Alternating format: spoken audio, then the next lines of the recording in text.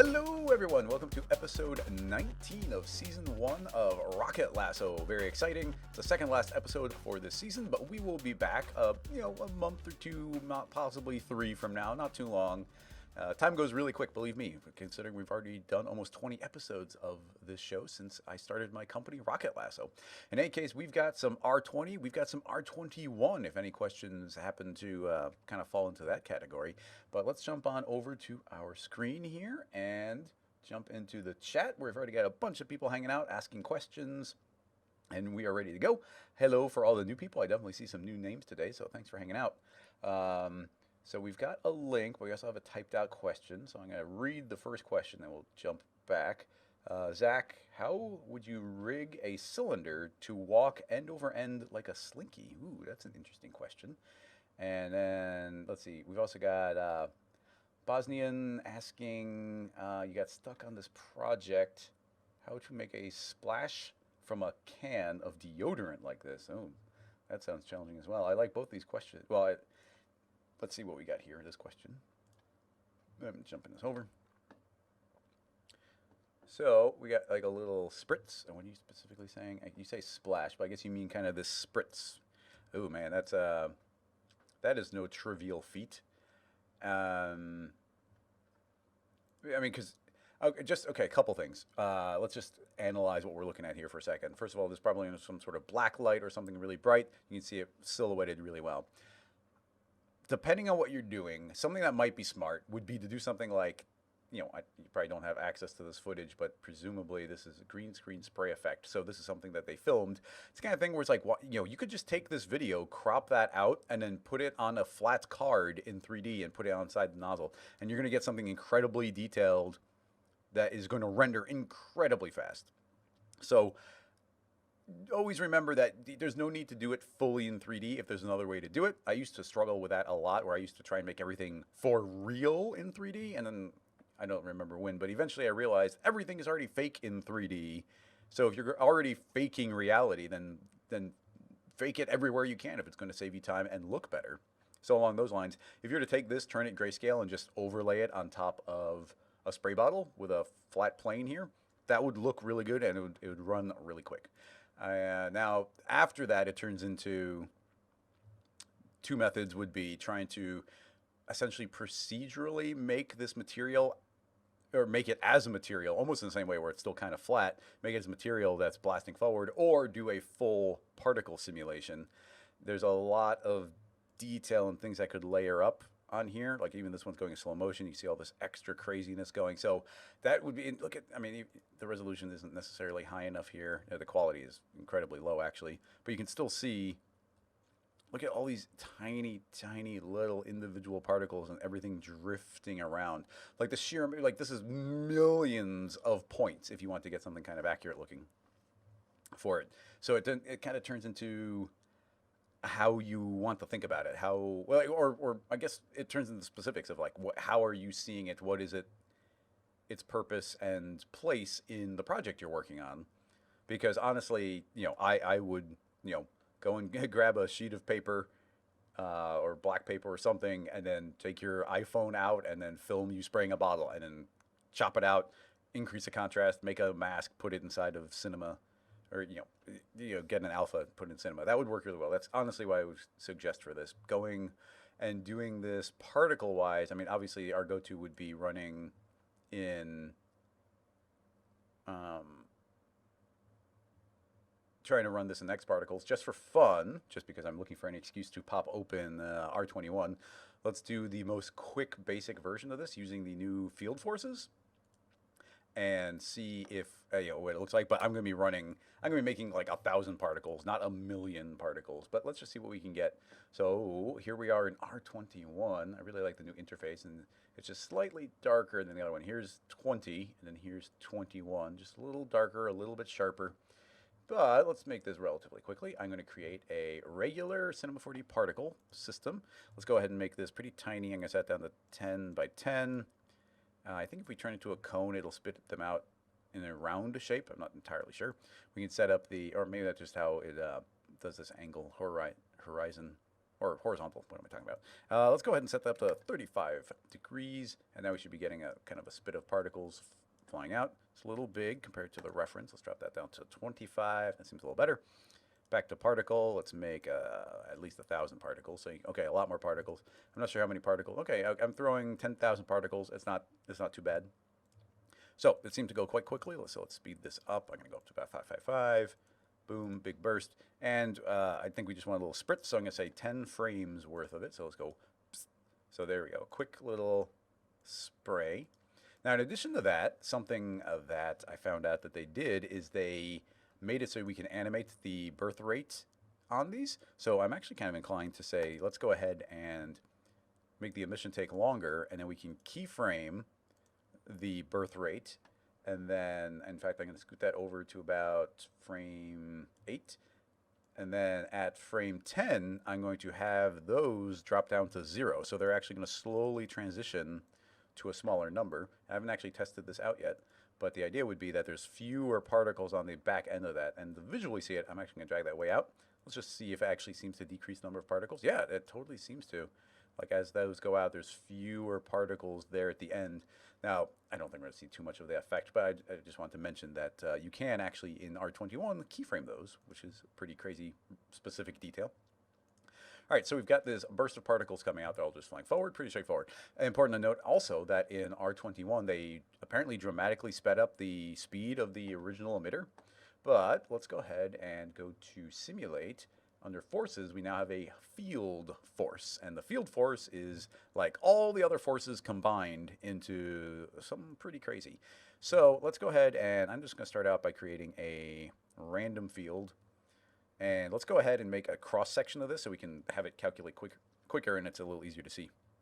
So X is facing us, so we have X, Y, Z. We can put X down to 0, and I can see we get this kind of flat grid. And what I've been doing is jumping this up to an appropriate scale. Let's do about 1,000.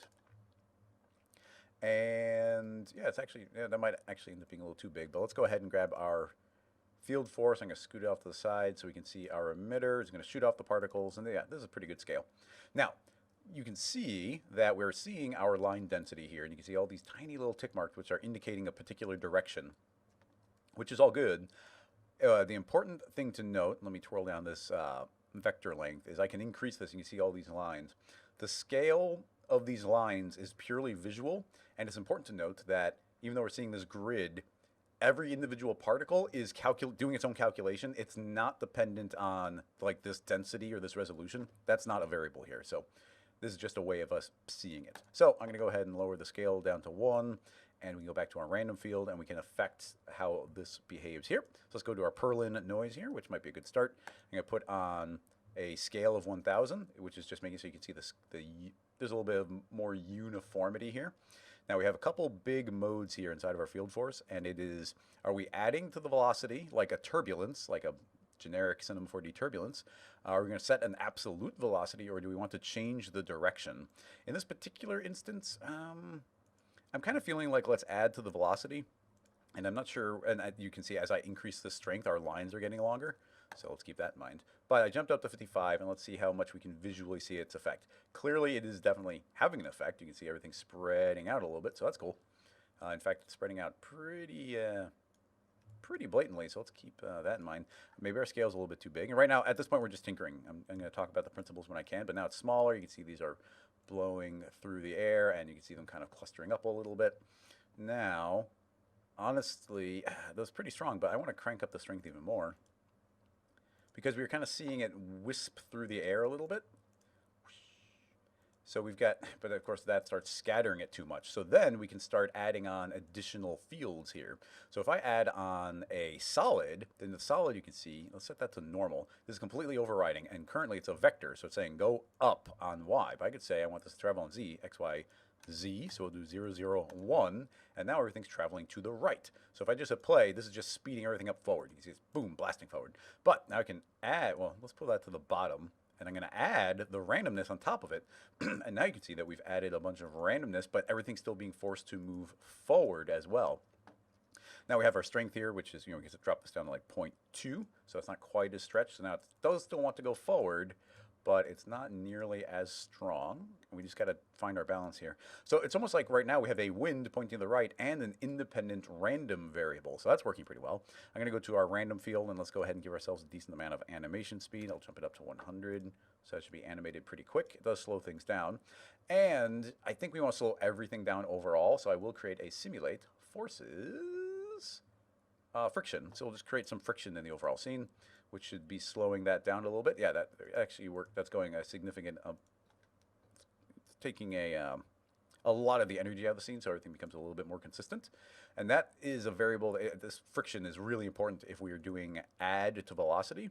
But we could turn off the friction for a moment, and I could say, let's just change the direction. So now this is this initial speed bursting forward. And you know what? I'm going to change this field force. I'm going to go to our display mode. I'm going to change its display from line length to brightness, and I can see that they're always going to be the same size. So you can see it's changing direction, but they have to maintain the same speed. So you get all this crazy randomness of the way they're moving around. Or we could set it to set absolute velocity, and now everything's going to kind of flow around based on exactly what the power of this thing is. So if we speed it up, those will travel faster. So now we have to decide which of these is more of the behavior that we're going for. Now, I still think that we want to add to velocity. So I'm going to go ahead and put that back to 55. Let's go ahead and add the friction back in again, and let's see what we get. So that's working pretty well. I might want, with the friction, we can probably speed this up a little bit. So now we get that nice little amount of added motion. Everything's going forward, but let's go ahead and even add in some gravity here. And I could just make a second solid here, and I'm going to set it to add, and let's put a -1 on our direction. So now there's also a downward trend as well. So you can see it's going to burst forward and immediately take over and start having everything plunge downward. So let's go ahead and make that a lot weaker, 0.2. So now it should be able to take a little bit of time before it starts traveling down. I think our friction's a little strong. Let's drop that down to half the amount. Boom, nice little burst. Nice, that's working pretty well. And like it's all about just layering these things up. Now, if we wanted to, these aren't going to render unto themselves. So if we want them to render, we'd have to put some material on there or a sketch and tune. If I was really stylizing this, depending on the spray, we can go and I'm going to select the emitter and let's go to our MoGraph menu, create a tracer, and let's say from end, and I'm going to set that to something small, maybe like 5 frames, and we get these little trails coming off of it, which will give it a little more substance, and that's something we can render with hair, render with hair or sketch and tune. We wouldn't have to worry about the actual particles anymore. We just have that trail. And we can also shorten those up, just to, it gives it a little more volume, fills it up a little bit. And based on the way it's animating, it seems to be working pretty well.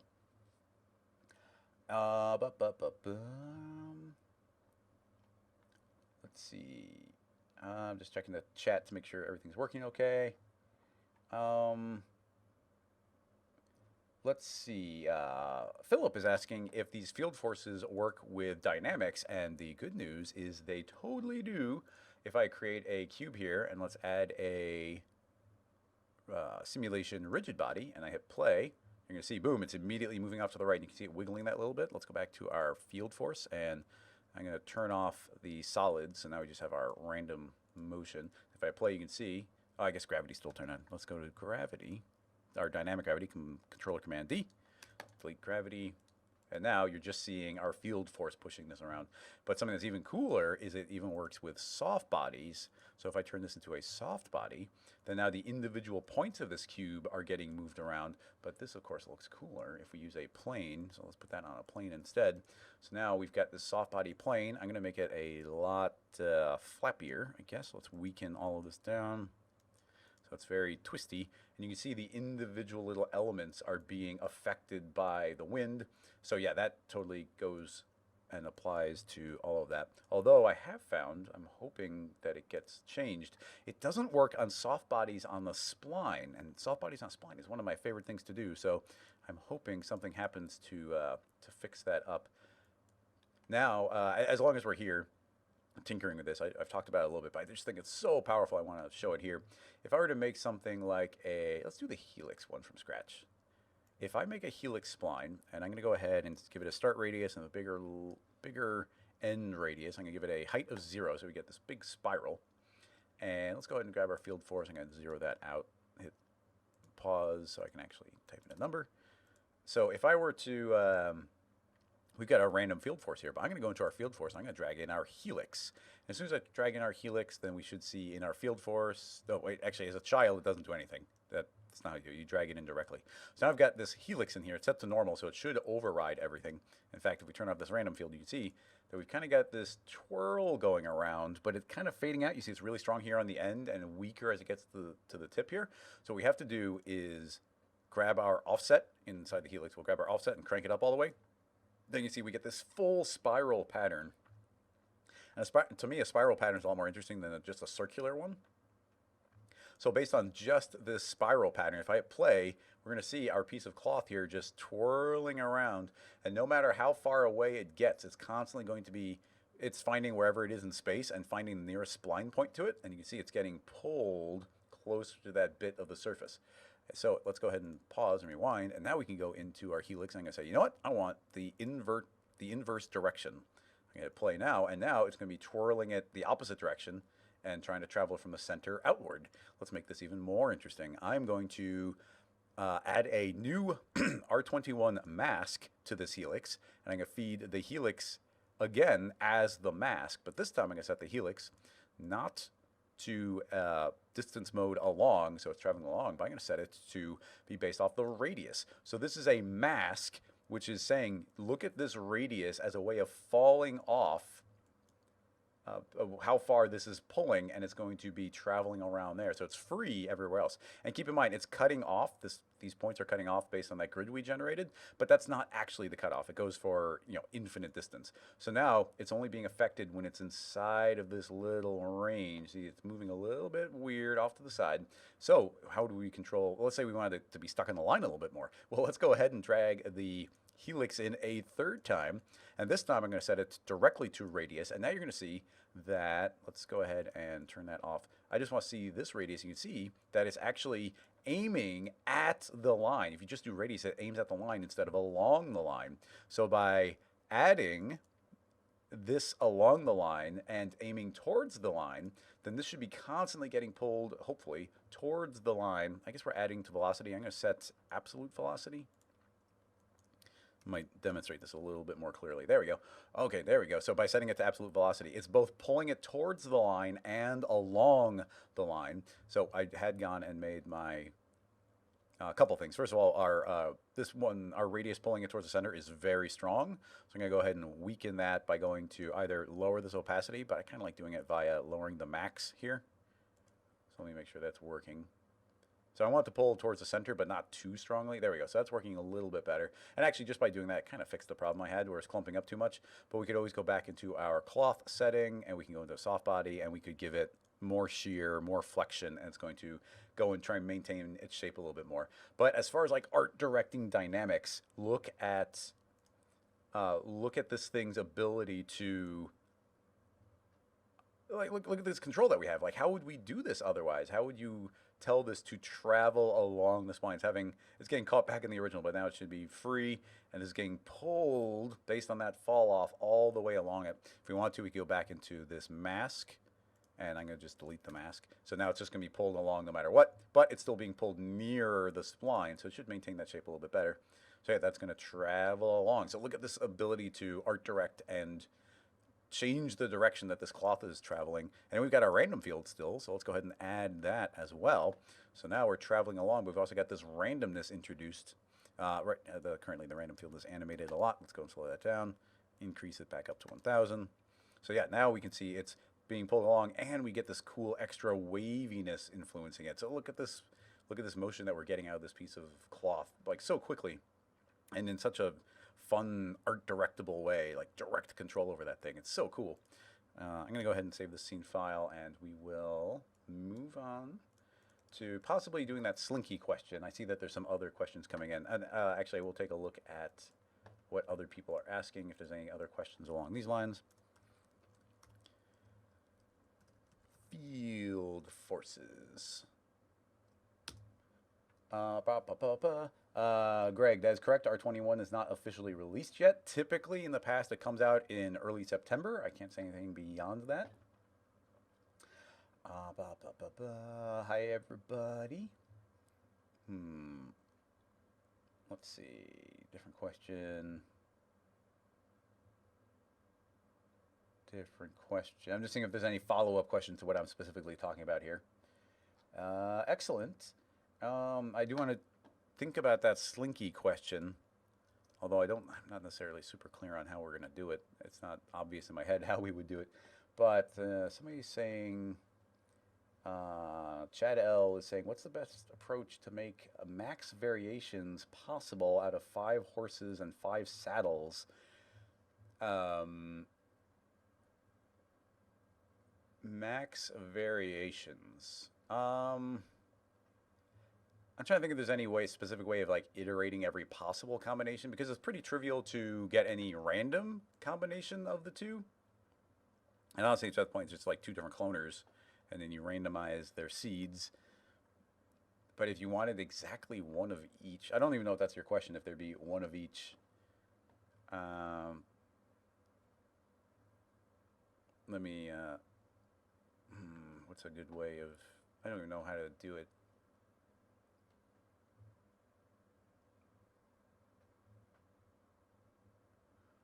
Because I'm trying to think, you have 5 variations of something. And then, let's just say you have, whatever. Let's simplify it. We have 4 variations of something and 4 variations of something else. Or maybe one of the points is, let's do 2 and 4, because maybe you have different numbers. So let's see, what's the quickest way of making something? I guess we'll just make some cubes with some different colors.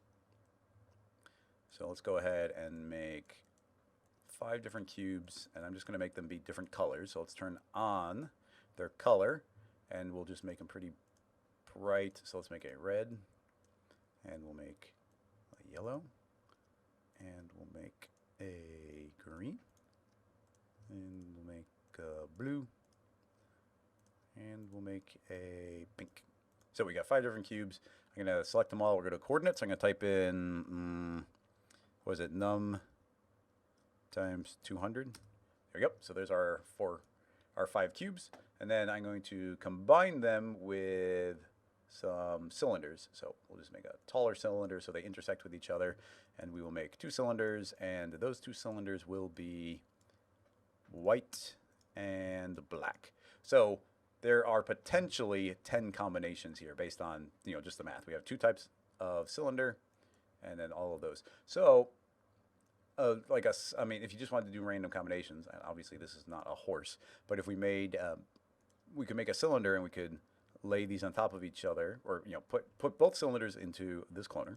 Let's go to Object tab. We've already making a count off to the side. Let's say it's going to travel along Z every 250 units, and let's copy and paste the cloner, and I'm going to put all the cubes into this one. So what we'd want to do is we have all, oh no, the cloner is overriding the colors. Whoopsie. Oh, that sucks. I didn't think about that. I went and I colorized them using their color property, but as soon as you put them in the cloner overrides it. And I don't think there's any way to stop it from overriding it. It's just on. Yeah, there's nothing to change to stop that. Dang it.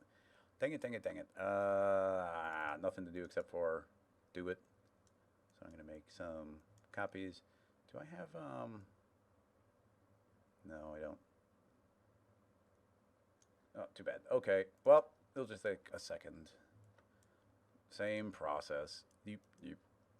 Deselect, yellow, deselect, green, deselect, blue, deselect, purpley pink, and one more to be white, and one more to be black. All right, let's go ahead and apply those.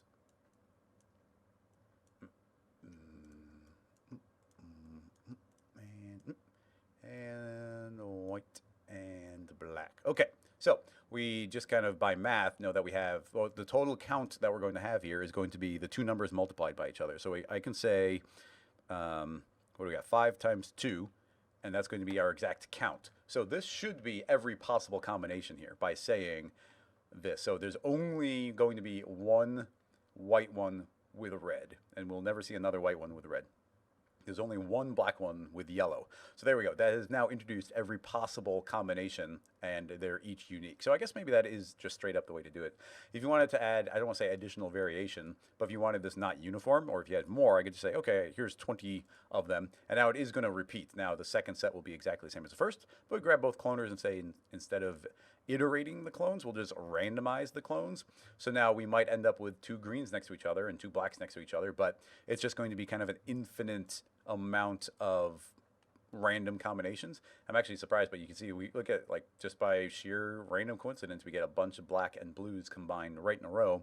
But you have a different random seed, so you can tick through here and get those randomly organizing. But like I said, iterating is going to be the maximized number of variations based on that, just by feeding it into 2 different cloners.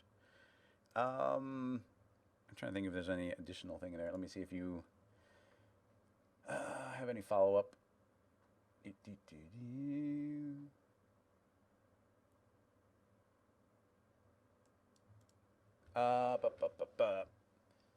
Let's see. Okay, I'm gonna save this and let's go and maybe address that Slinky question. But I'm a little. Let's see. Combinations. The trick with the Slinky kind of idea is it's really easy to rig from one direction to the other, but then how do you flip it to the inverse of it? And I wonder if it would be constantly swapping between 2 rigs. How would you swap between the 2 rigs? And Paul's asking, does the seed make a difference if you have different amount of clone objects? The seed doesn't mean anything when you're in iterate mode. And it's completely random once you're in random mode. It'll change everything every time. The count doesn't have any effect on it.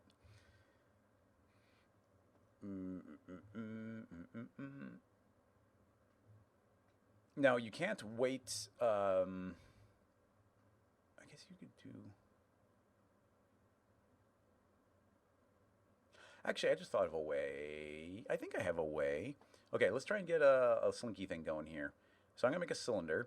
And let's go ahead and hit NB. An interesting thing here in R21 is that the caps are welded and the defaults are different, so keep that in mind. Let's go ahead and do 10 height segments, and let's make it 1,000 tall. And rotation segments is fine. In fact, we can lower that even lower. Let's drop it down to 8. There we go. That's pretty clean. And let's make it a little fatter, 100. There we go. Nice cylinder. Everything's relatively square. And let's go ahead and create our, I want a bunch of subdivisions on here. So you know what I'm going to do? I'm going to hit UL, or I can hit, what is the shortcut, UM? Yeah, UM is path selection. I'm going to just drag a path right there. So you see I've selected that. I'm going to hit Shift-C. I'm going to type in the word edge, and I'm going to find edge to spline. And I just converted that edge to a spline. And I'm going to select all the points of that spline. I'm going to set them to 0, 0. So they're actually traveling right down the middle there. And let's hide our cylinder so we can see what we're doing. And I'm going to go to character tag and let's see, convert spline to joints. So now look, I've automatically created a series of maybe 10, maybe 9, possibly 11. Yeah, 11 joints traveling from one side all the way up. So that works well. And now I'm going to go ahead and we can bind those together. I think is a good next step. I'm going to select all the joints and the cylinder, and let's go ahead to character bind, but we should click on a little pop-out menu here, and you can see that there's 2 new types of auto binding here. So you got our heat map and volumetric are new ones, and then just straight up distance. Honestly, distance is probably going to work really well for what we have right now, but let's hit that and make sure that it's looking good. Let's see, what's the best way to see it? I'm going to select the vertex weight, double click, and you see, okay, yeah, we do have this nice rainbow. That's working pretty well. In addition, I think the binding allows you to do smoothing, but I'm going to go to character, and I'm going to go not to the weight tool, but to the manager, weight manager, and we can now set the setting to smooth. I'm going to say apply all, and you can see it's actually blurring these together, and it's going to give us a smoother bend. So now we've done that, I think that's smooth enough for our purposes here. I'm going to save this right away because it's really easy to mess up your rig at this kind of point, and then you just kind of lose it. So I'm going to save it. Rig, Slinky. And honestly, this is as good as rigging a Slinky because we could just use this. Oh, I'll talk about that later. Okay, so we got all of these joints, and what I want to do is, well, right now I think if we just grab model mode, go to R for rotate, we can spin this thing. You can see it's going to bend. It's going to bend pretty well. You can see it's got a little bulgy stuff going there, but that's just because it's sharp. I'm not going to worry about that right now. The way we weight it could affect that, and we can have things scale in particular ways, but I think this is working. So now let's go ahead to our joint chain here. I'm going to right click. I'm going to go to rigging tags, it's called now in R21. This is exactly the same in 20, of course. And let's create an IK spline. So on the IK spline, I have to tell it where's it going to end, and it's going to end on this joint. And what's the spline? Well, this is the spline.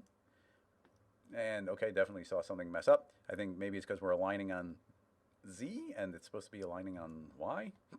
There we go. And then, now actually, this is interesting. We're aligning it to the cylinder spline, but the cylinder spline has 11 points on it. And that's too many points. I don't want that many points. Honestly, I think I just want 2 points. So I'm going to make a copy of the spline, and I'm just going to call it spline 2 points. Simple enough.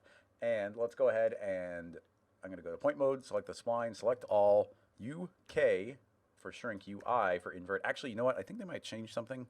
UK, UI. Yeah, I don't actually trust that right now. So I'm going to just select my 2 points on the end and then UI for invert and hit delete. So now I should have, if I scoot it out, you can see I have a spline with just a point on the top and the bottom. That's fine. So I'm actually going to tell our spline IK that is our spline. Boop. You see nothing actually changed, which is fine. Now I want to make sure that the spline is a soft spline. And now inside of our spline IK tag, I can go into handles. I'm going to add 2 handles because we now have 2 points. And based on those points, I'm going to create those, and I'm going to create an object to create a 2 nulls. And you now see that 1 null is at the top, 1 null is at the bottom.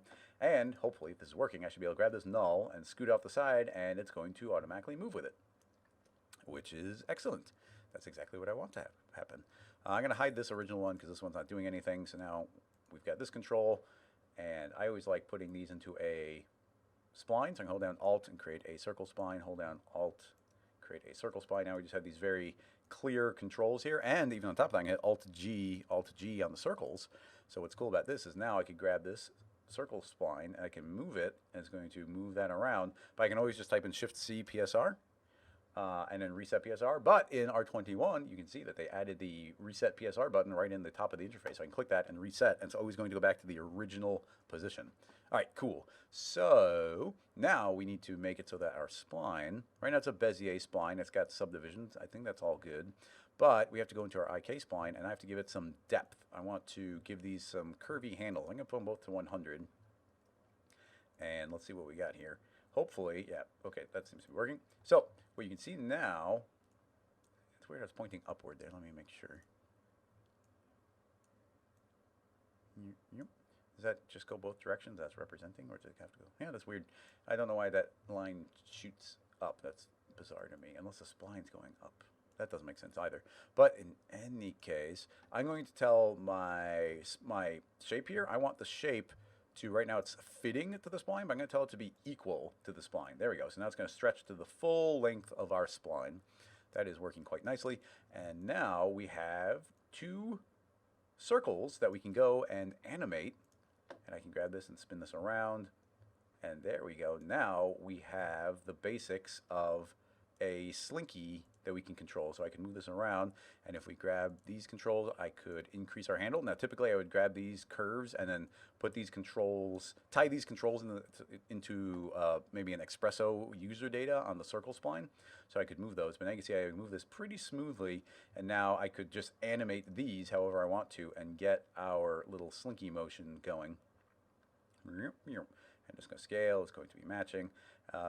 There are a lot of little additional details that we could get into. You know, like for one, you can see it doesn't lay quite flat on the ground, and that's because there is a little bit of curve even at the beginning. So I'd have to compensate by rotating a little further if we're going to leave it in the most basic rig. When it gets to these kind of rigging questions, though, I could literally spend the next 2 hours just improving this little Slinky rig.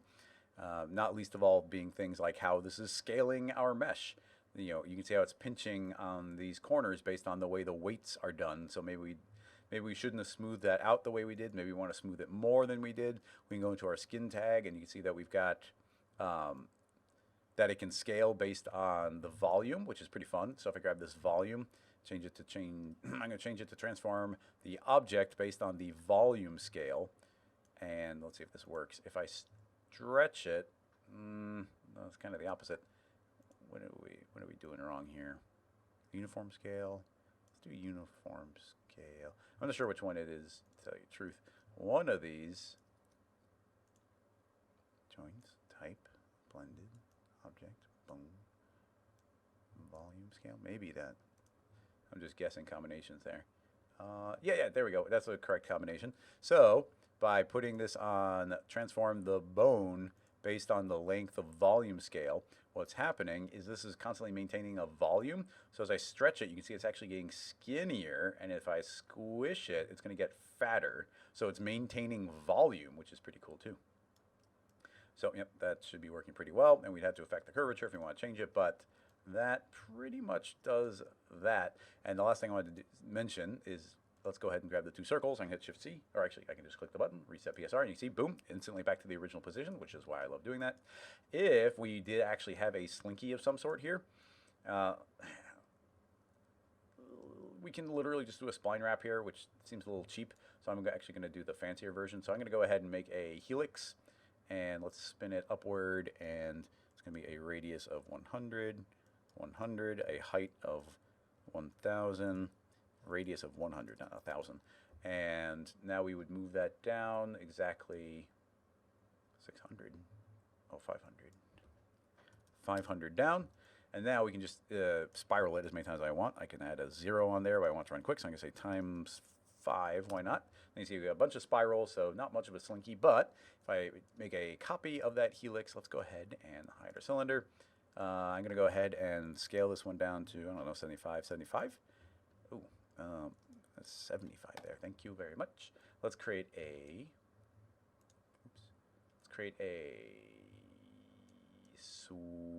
a loft. That's what I'm talking about. Let's put these two helixes in the loft. And if we give the loft enough points, which I think is going to be about 100, but we can make it any amount. In fact, I'm going to get rid of that, so get rid of subdivisions. Now you can see we got this nice spiral twirling around perfectly even. If I want to increase that, I could say 200. Now we get more. Anyway, that's our Slinky shape. But now we could take that, and I'm going to, let's just put Alt-G to group it. I'm going to feed that a mesh deformer, which is hiding from me, right? Oh, goodness, where is it? I can... Okay, this one's extra weird. Nope. Did they? Oh, there. I don't know what it is, but I'm always utterly blind to the mesh deformer. I can never find the dang thing. Anyway, I'm gonna put that in the mesh. That's what's going to deform this piece of geometry. What it's based off of is this cylinder, and I'm gonna say if any points happen to be sneaking on the outside, just do surface initialize, and now it's hiding the original cylinder, which I think we already were. But now, with any luck, if I grab one of our controls here and I move it, there we go, look, now we have our Slinky. So now our Slinky can do whatever we want and do all these nice little bends, and we can animate it, and we are completely free to control both sides of that. And now keep in mind, I did a 2-point spline, so it was pretty straightforward to set those controls. But that spline could have had 3 points. I could have had this middle point here, and I could have been animating that middle point around, or you could do 4 points, move those around. A lot you could do to add additional control in there. But now we've got a Slinky where this can stretch and squish. And, yep, pretty trivial to make some changes to that. If you, let's just say you had more spirals, I can grab our mesh. Let's go twice as many spins on it. It's not going to update visually because we need to click on the mesh deformer and say initialize again, and now you can see, boom, twice as many spirals on it, and now it's updated. And if we already had an animation, then that would just animate and update that as well. So now we've got our nice little Slinky rig. Whee! Cool. I like it. Let's go ahead and give it a save. Actually, this just worked well all the way through, so I'm just going to save over the original. And let's move on to some questions. Let's see, any follow-ups on that? JM, Yeah, rigging is a great skill. I might be making this tiny thing easy, but it took me a really long time to learn how to do rigging. Like there's a if you learn how the IK tag works and learn how the IK spline tag works, and I think there's one more important one. IK spline, IK straight up IK. Honestly, it's just those two are the big ones, and then learning the constraint tag. That combination, along with some Xpesso, is almost all that you need to do almost any kind of rigging that you could possibly want to. But it's pretty fun. Let's see.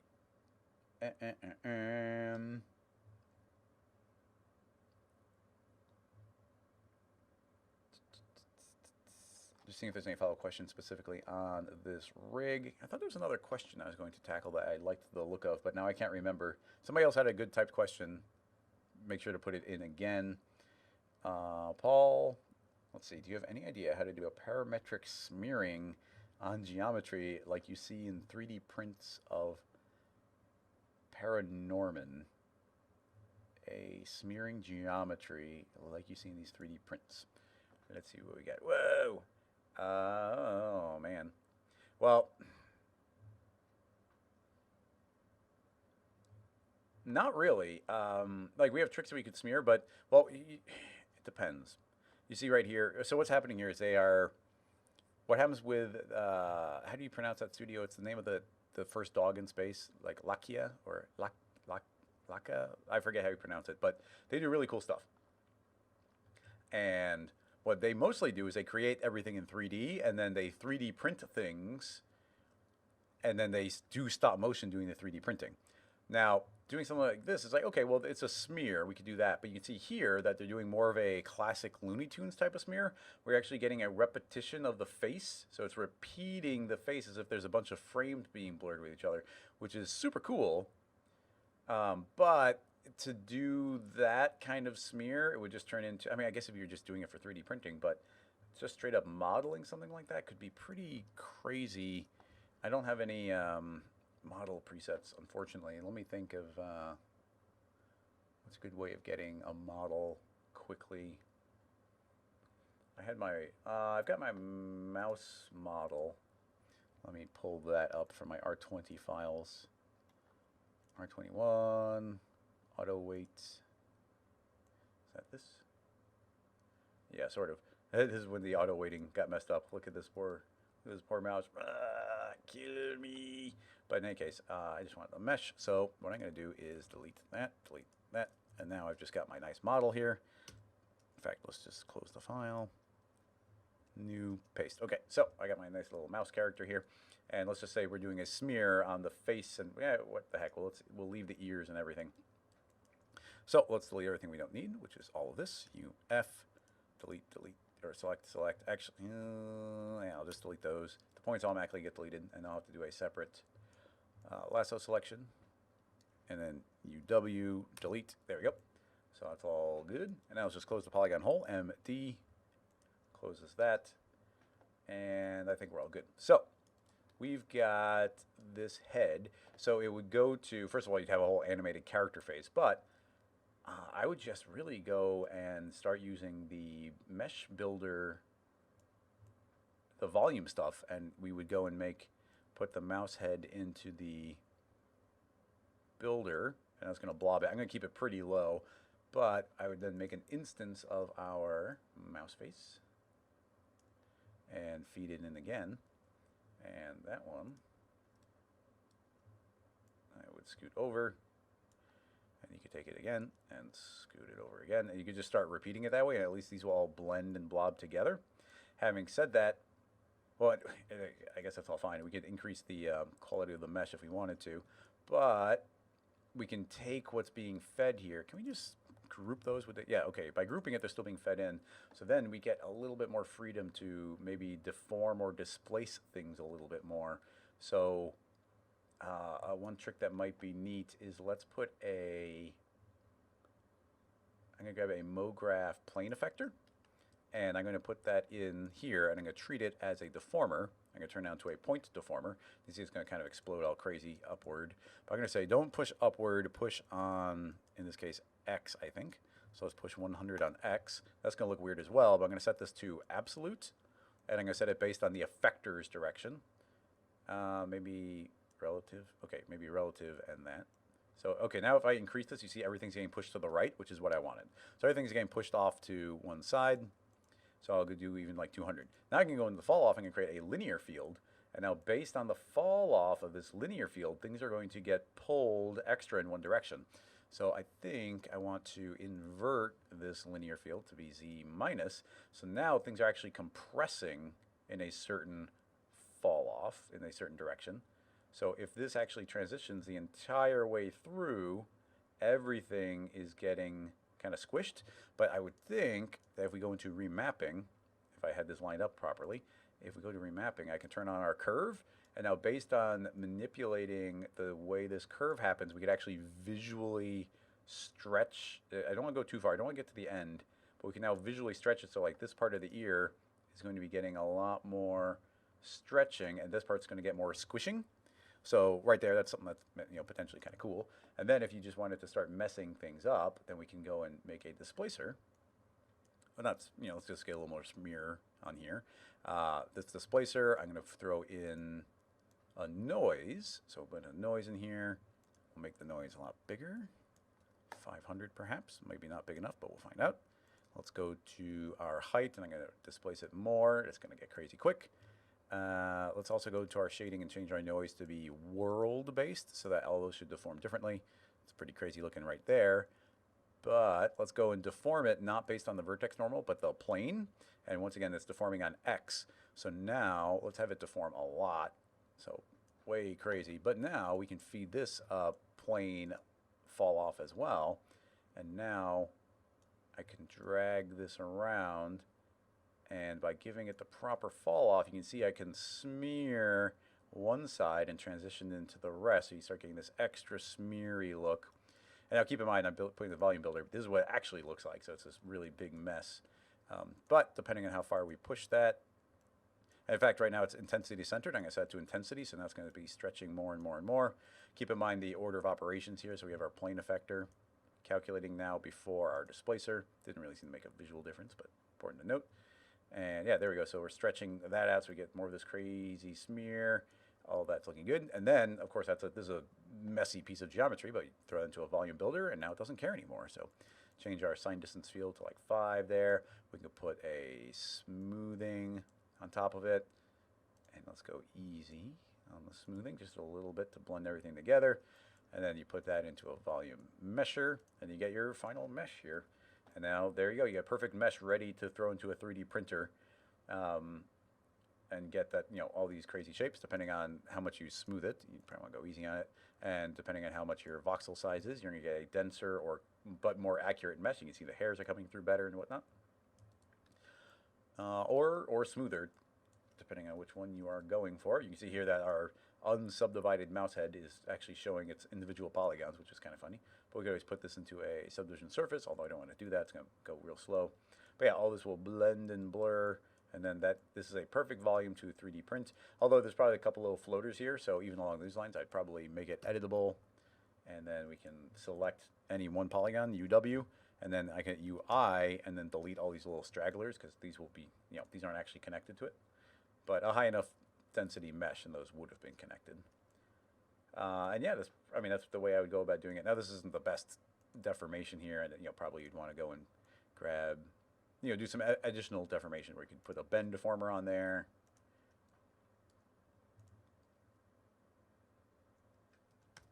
Rotate.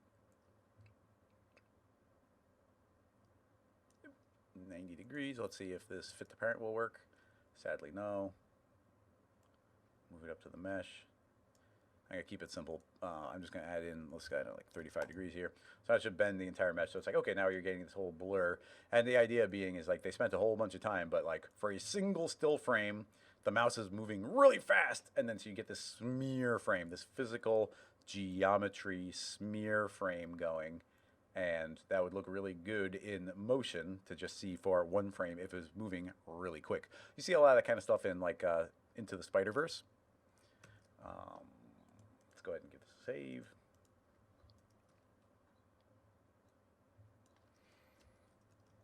smear frame face. Yeah, that one could be interesting. But yeah, it almost turns into you are doing stop motion in the computer in order to do these extra frames. It'd just be really cool for it to appear. I really love grabbing like Lego Movie and frame by framing, because you can see that they do smear frames there, but they'll do them with other Lego bricks, and man, it works really well. Level bevel. Yeah, yeah, that's the name of it. But how do you pronounce that? Laika. Yeah, Lego Smear's awesome. Ghost Nate is asking about modeling this character thing.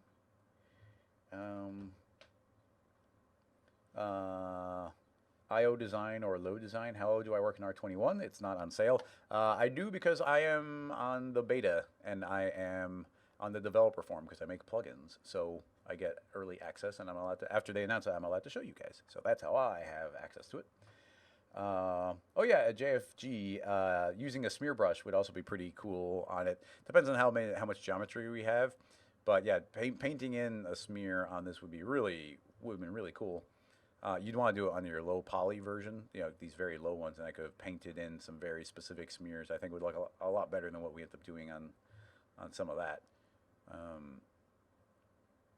So yeah, just something to keep in mind. But yeah, that is very true.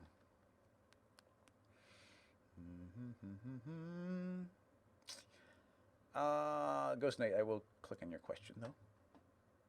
Oh, it's some of this inflaty stuff. I'm blanking on the name, but somebody had kind of developed the inflating technique using cloth, and everybody started doing it and making tutorials based off of it. This is a really cool use of it, where they've now designed an entire character. Let's see, this is from not motion designers, because it's from Vinyasa. Oh yeah, look at all these renders. These are gorgeous. That's really cool. So yeah, he seems to have gone, I don't know, that sounds like a male name, but I don't know. It seems to have a theme going, but they made this nice inflated one, which is really neat. I mean, there's a whole character, and it's well designed, and that's what's making it cool. And there are already tutorials out there on doing some of the cloth stuff. But just to do the super duper most basic version, let's go ahead and I'm going to make a sphere here. I'm going to give it a lot of subdivisions. Yeah, we'll do something like that. I don't even know how well this will work. I forget if this is the technique. But I'm going to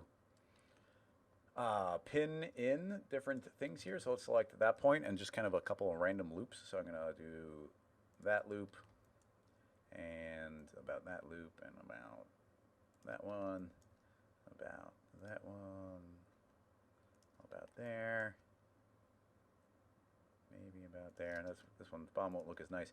And if we want to, we could potentially do a couple of repeating loops like this. I'll just do that one actually. So we'll just get this one nice seam traveling through it. I don't know if this will work. I don't tinker with it too much, but let's add in a simulation cloth. I'm going to go to dresser and fix the currently selected points. I'm going to go to forces and turn off gravity. And then if we hit play, it should run pretty quick and nothing's going to happen. But if we go to tag, there's a setting called size, and if we animate the size, I'm going to go from 0, and over the course of 45 frames, let's increase it to, I don't know, 155. Let's see, hit play. Then it's going to inflate, and now you can see it's got all this extra space and starts bunching up, which looks pretty nice. If we put this into a subdivision surface, it's going to smooth it out, and you get some pretty nice looking things there. And lastly, I guess if we go simulate forces attractor, and I'm going to set the attractor to be very slow, very strong, and backwards. So that should be pushing outward. So this is forcing everything out. And now you kind of get this like little inflation where it's all being forced. Now I'm inflating this a lot, which is probably way too much. So if we just grab this and let's go, I don't know, 125 instead, about half the amount. Let's go chill that out. You get some, maybe a little bit better wrinkles going on. It's a little uniform for my taste, but you pretty much get the seams I think there's some additional techniques there, but that's the basics of it, where you just kind of put a seam there and you let it inflate itself.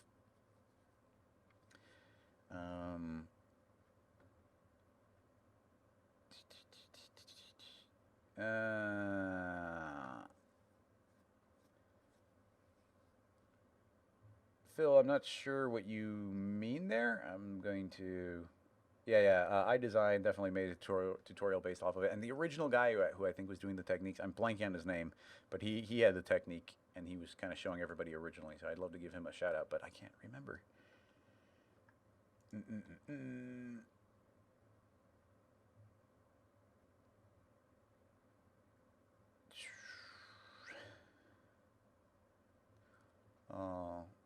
Gelano, is there a way to simulate chocolate drops over ice cream? Okay,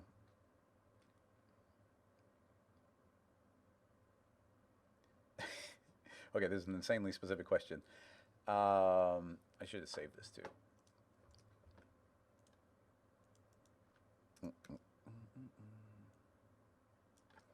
Sorta inflate. I think I typed that right. Inflate. No, it seems fine.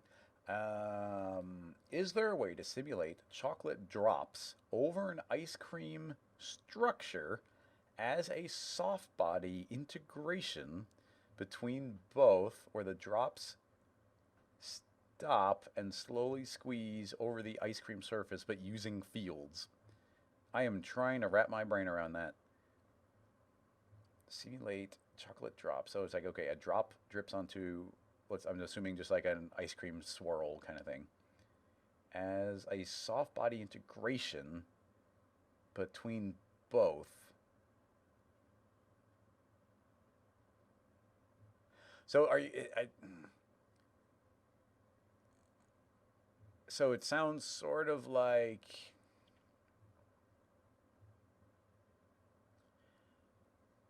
Sounds sort of like you're saying that you'd want little. I'm more picturing it like, you want something dripping, but you also want it to affect the surface. So it's kind of like the ice cream affects the drops, but the drops also affect the ice cream, is what I'm taking away from the question. It's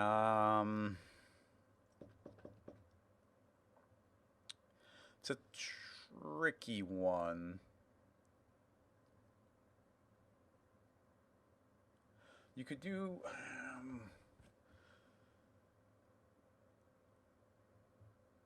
and then you're specifically saying using fields. I'm not sure if fields is really a variable here. Let me just think without... I'm not going to restrict myself to fields as I'm thinking about it. You would need, like... Cinema 4D Dynamics cannot handle a changing point count. So you can't do that.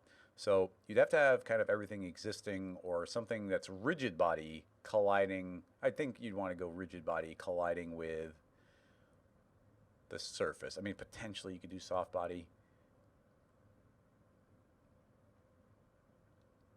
And I get confused when you say slowly squeeze over the ice cream surface. Slowly squeeze over the ice cream surface. Because you have the drop, you have one thing affect the other thing. And you could treat it like drops by using some rigid... You could do a soft body, but quicker with rigid body, and then blobbing them together using volumes. And then they would affect each other.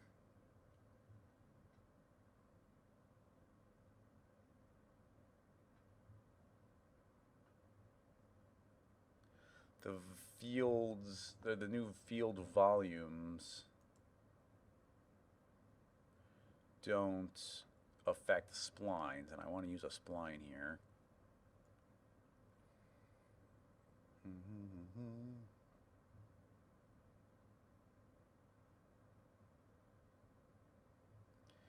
Possibly meaning freeze instead of squeeze. But yeah, F5, I'm there with you, but that seems in contradiction the way it's described, because it seems like they wanted the chocolate to affect the surface, but if you're just melting the chocolate on top of the surface, a bunch of maybe they were prescribing instead of just describing what they wanted. Because if you just want a melted ice cream, that's pretty straightforward.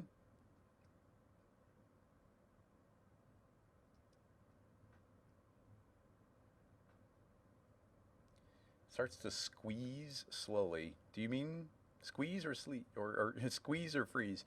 Because just generically, let's see, what's a good way of getting that shape? I think it's a cube. If you take a cube and we give it a bunch of subdivisions and then we taper it and we fit the parent and we do a strength of 100 and we're going to get that pinched. And then we put a twist, and we twist that, and we start spinning. Look at that, instant ice cream.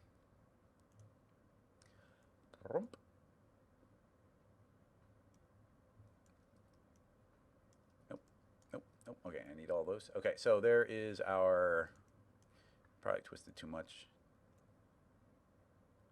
There you go, a little bit of ice cream kind of thing. Now, I wonder if you're overcomplicating it a little bit, because my thought is if we make I'm going to put a volume mesher. I guess we want a volume builder first. Volume builder, volume mesher, and let's go down to 5. So now you get your little, here's an ice cream blob. But if we were to copy this entire structure, then we can grab our volume builder, and I'm going to put a open and close dilate, maybe? Yeah, by putting this dilate here, we can expand it to be bigger. And then I can make a, or is that just the shape? I guess we could crop it off in different ways. But A subtract B.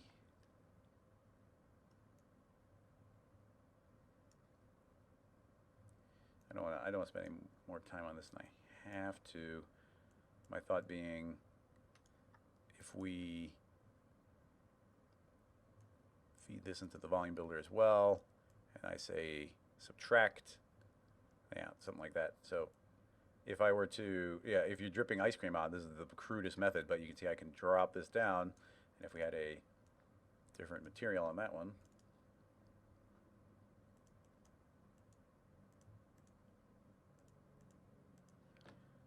as I pull this down, then boom, we're getting this kind of melty effect, and it just travels down. And we could instantly make this fancier by, if we rotated this cube, here's the simplest version, just by rotating this cube, and I'm going to move it directly down on world space. So now it's going to meet it like a little bit more imperfectly, and then you can get the spread happening in a little bit more of an interesting way. So then that would spread out. It's still not perfect shape. Yeah, I'd want to do the inverse. My angle wasn't very good on the overall shape.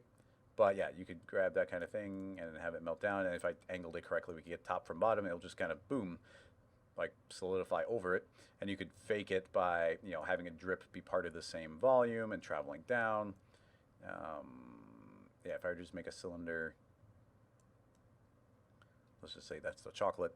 You put that in here as well. It's going to blob in with the rest of it. And now I would just animate this cube. So it's like, okay, there's our drip. And you could keyframe this going down. And as soon as it gets to about this point, you take this cube and you start animating it to travel downward. And then if I had the cube, I'm going to kill the rotation because that's just making this more difficult. But you could just start pulling this downward, and it's like, boom, the chocolate's going to start melting around it. And a little bit of displacement on this shape would go a long way. Like if I had a displacer here so these edges weren't perfectly even, then you could just travel this down and boom, instant chocolatey candy coating on top of it, and you don't really have to overthink it too much.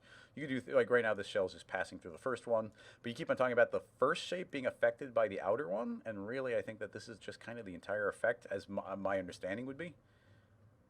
Blurb, and it's running incredibly quick as well. A little smoothing on there, and you got yourself a chocolate sundae.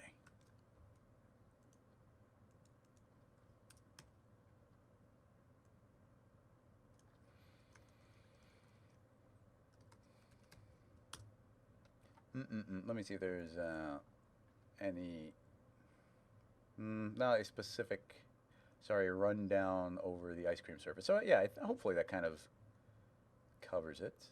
Let's see, some people chatting amongst each other.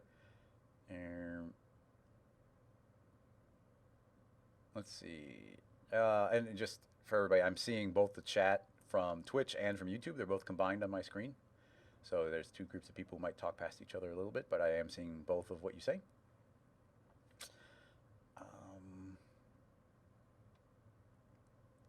Let's see. Nepster's got a question.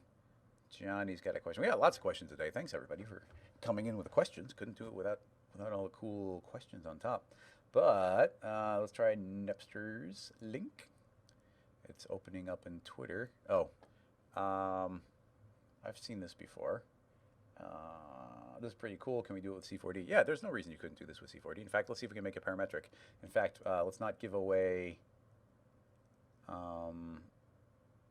I don't want to give away the surprise at the end. Excuse me, still got a tickle in my throat. Back to cinema. So we just get a line that's traveling back and forth is the basic idea. So let's see if we can make a rig that does this. I'm going to make a MoGraph MoSpline, and I'm going to tell it to just be a plain old spline, and I'm going to say to start -100, go to end positive. So now we get a straight spline, and I don't need any of these subdivisions, so now there's just 3 points on it. 1 second.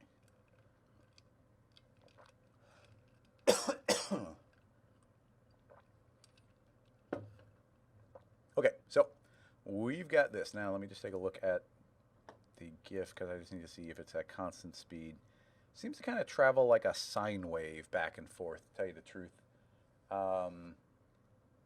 So that makes me want to use Signal, but I don't even know if that's necessarily true. But Signal would make it better, and I don't think Signal... Yeah, the rebuild broke it, so I'm going to actually have to open up this in R20, and we'll do the same thing again. MoGraph, MoSpline, line,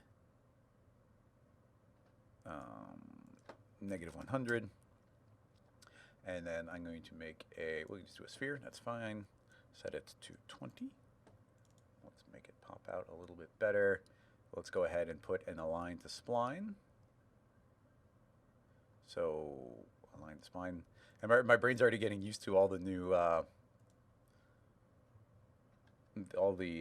placement of the settings in R20. So I gotta be careful with that. I'm gonna make this smaller. Let's go down to 10. Okay, so here's a Cinema 4D align the spline. I want the MoSpline to be the spline we align, and then here's Signal from Grayscale Gorilla. It's a tool that I helped design over there, and this is just, we could keyframe it, but I just want to get a nice sine wave, and I can just change this to sine wave mode, and now I can drive the sine wave of this position. So I'm going to give it a base of 50%, so it's going to be stuck at 50%, but now I'm going to tell a sine wave it can go positive or negative 50%. So now this should hopefully perfectly sine wave bounce back and forth. You could have just keyframed it, but I just wanted that very precise sine wave. Okay, now I do have to bake it. So I'm going to go keyframe and convert it to keyframes because we're going to clone this, and cloners don't like keyframed tags. So now we're going to a cloner, and I think we might need to group this. So I'm going to grab the MoSpline, hit Alt-G, put the sphere inside there, and then we can put that into the cloner. And now, boom, those are going back and forth. Actually, this is, well, it's pretty cool setup already, but now we need to offset them. And the best way to offset them in time is going to be, I usually do step time. Can you offset time based directly in here? Time, this is a straight up modification of it. Let me just make sure it's working. I'm going to say I want a step effector. And I want the step effector to not affect the scale, but I do want to affect the time. Time.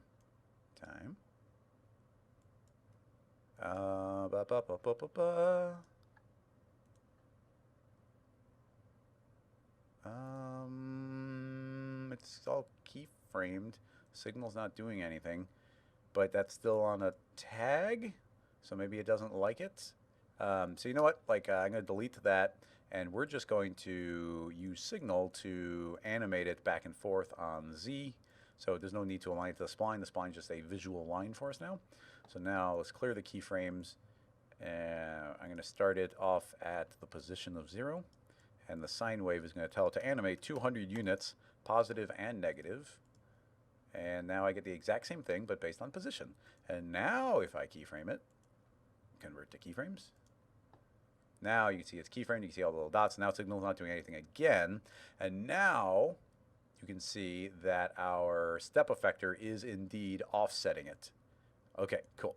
So I'm going to set to loop, which means you should keep on going forever. And now you can see that if I were to grab our cloner and add more copies, that they're going to start offsetting in time. So this is just the straight up step effector, which I'm going to set to linear. This is the step effector, and it's the exact same animation. Look, I can even delete signal, and the most spline's not doing anything. So just throw that out there. But I like seeing the spline cloned. So these are just being offset in time based on our cloner, based on the step effector. So this is just saying, hey, offset them this far. So I can change this to any amount I want. We're going to see them bouncing all over the place. So all good there. We just have to set it to whatever kind of offset we want. But in order to get the animation we are seeing, let's go ahead and set this to a radial cloner and get the correct orientation, which I think is this one, a radius of 0. And now we start getting this. And now if we do the proper time offset and the proper count of them, then we're going to start getting some pretty interesting patterns right away. All we have to do is make sure that we are offsetting properly. And I need to look at the reference again to see how they're offset. Is that cutting it in half? Yeah, there's something pretty particular here where it's like that's going, and then it creates the opposite one, which is traveling perfectly opposite it. And that might be the step we're missing here. So if I were to make this just be a radial of 2, is it just 1? Oh, 2. And how do I make it actually loop? Oh yeah, that's a thing. I guess 2. If I set it to 180, then now we're going to see it. And I want this to offset. Right now it's 90 frames, so we'd have to maybe offset it by, yeah, that's identical. 90. So half of 45. Is that, yeah, there we go. So now these two are opposite. So that's like step 1, but then it keeps on adding more and subdividing them by more.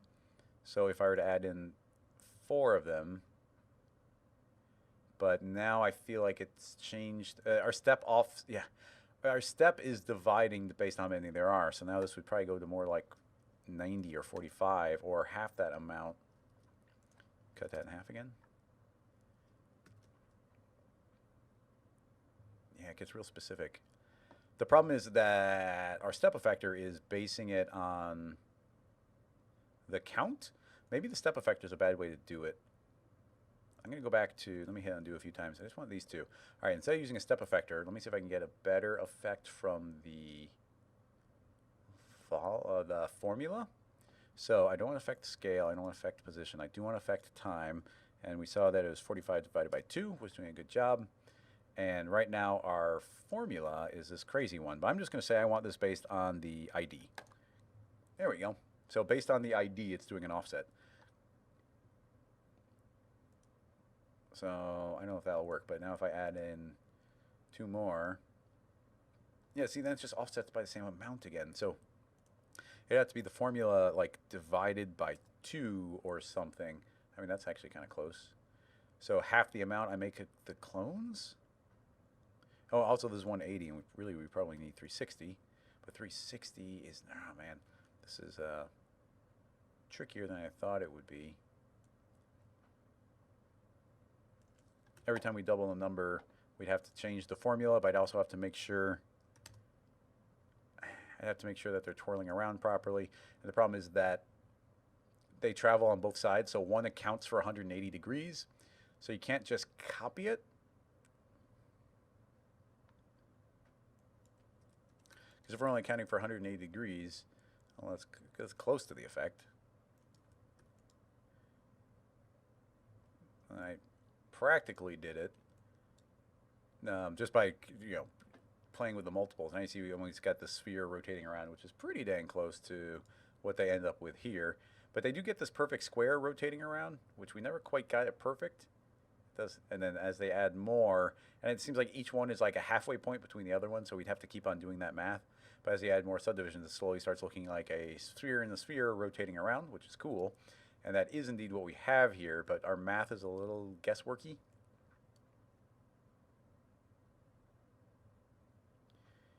It does seem like the sine wave nature of it was pretty important.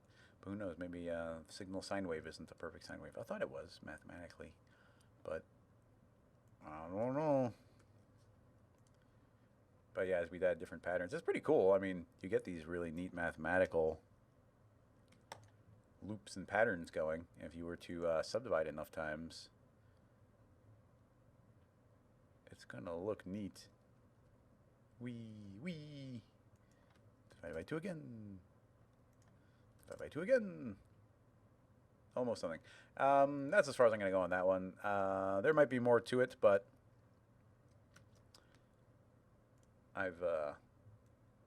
it's a very precise thing, and I've lost interest in pushing it further than we have there without knowing more about it. Sine circles. What time is it? 3:22. We're kind of whipping through them today.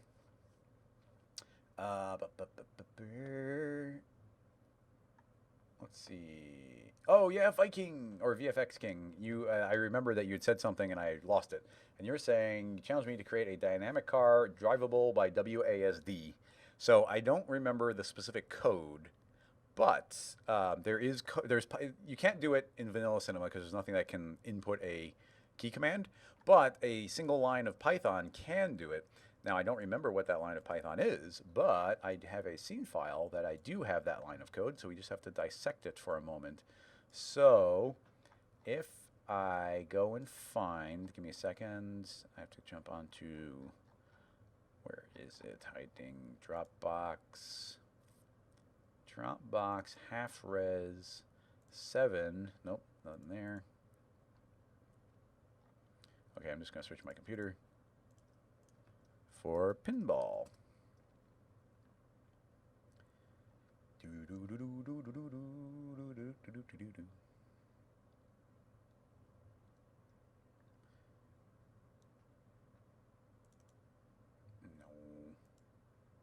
don't like the way Windows searches. Search on the Mac is definitely way better. Maybe there's a better app on Windows to search than the vanilla one, but man, is it clunky. Just trying to search pinball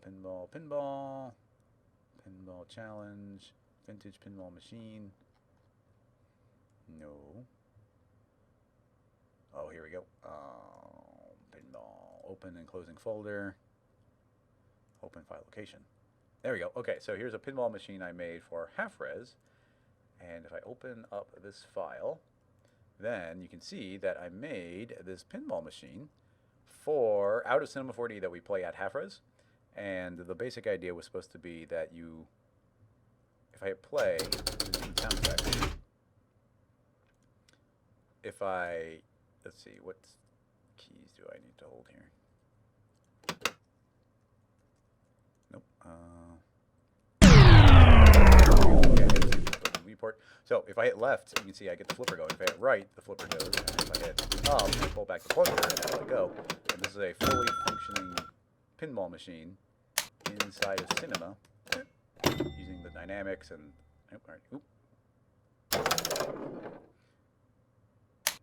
so anyway,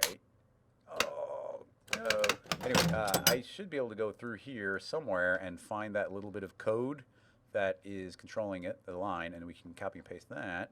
Flipper left. That might be all we need. Here we go. So here is the code. There's a sound. Here's to run the sound effect. Man, I'm gonna have to update this too for half res this year. If the GUI state of keyboard import left, if you go through x equals add, otherwise subtract. I think this is it. That's the line.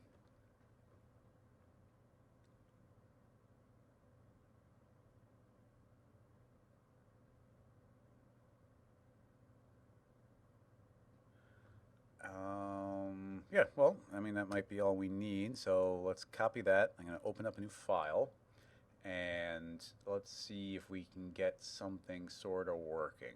So I'm going to create a, let's create a, I want a big dynamic floor. So I'll do that, but visually it doesn't go big. And this is all going to be in the viewport. So let's go ahead and set that down to go 4,000. And let's go 40,000. 40,000. And now let's make a big old plane. And let's go ahead and make it so we can visually, actually I can just hit NB. And now we can see the subdivisions. So look, we got something there. Now let's create a cube. And the floor is actually going to be dynamic. And the cube will be dynamic as well. I want to put its own tag on there.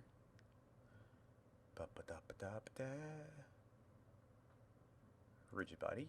S to zoom up on the cube. I don't want to see the floor. So let's go ahead and shrink that. Let's go ahead and lengthen this up. We're going to make this as simple as possible. Excuse me. Okay, let's go ahead and create a cylinder. We're going to make our 4 wheels.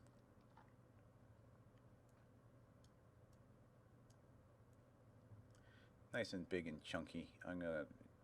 Let's not take any chances here, so we'll just go and have nice big fat wheels.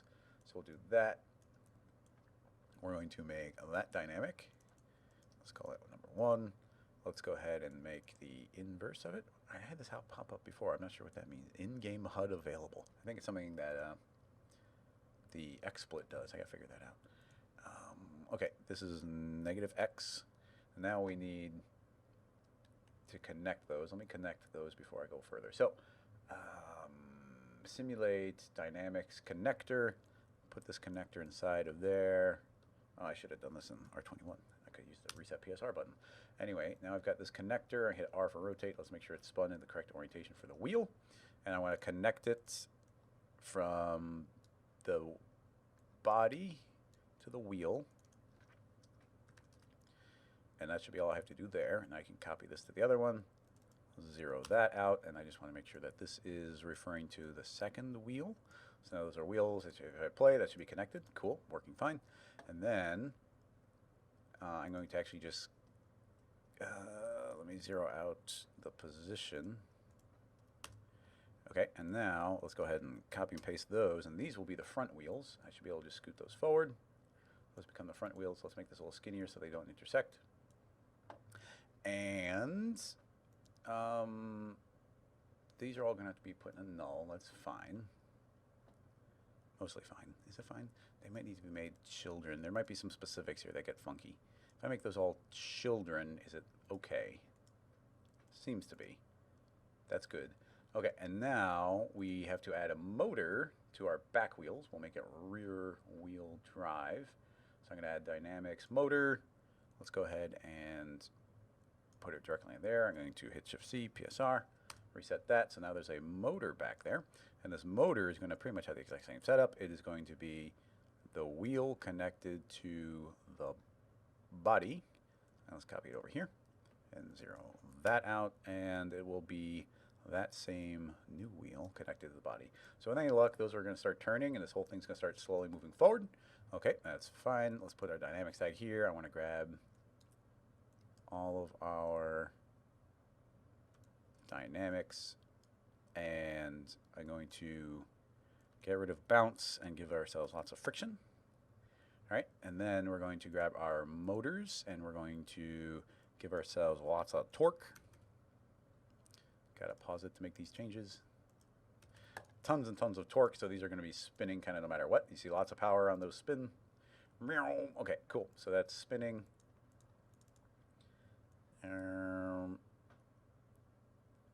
Let's go ahead and just apply this. I'm going to make a checkerboard material so we can just see them spinning.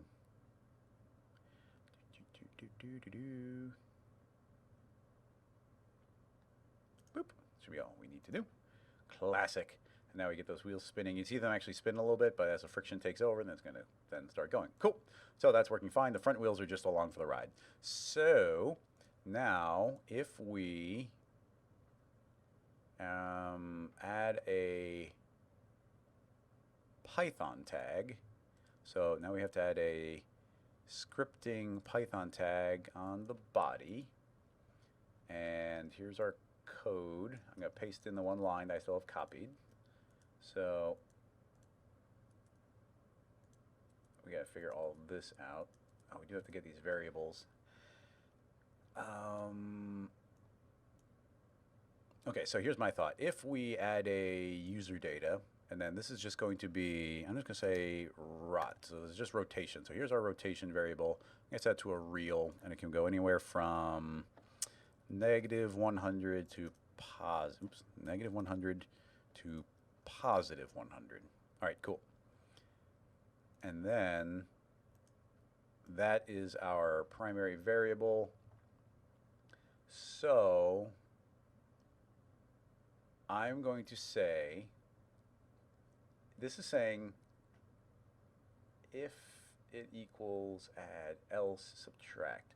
So let's step through this. First time I'm ever doing any Python in a live stream. So here's some live Pythoning. This is saying if the base container input value equals 1, I don't even know what that means. I think this is just if it is acknowledging keyframe left, then I want to take the rotation. So here's, it's getting the body user data 1, which is straight up this rotation. I want to take that rotation, add, let's just put a number up here. So I'm going to say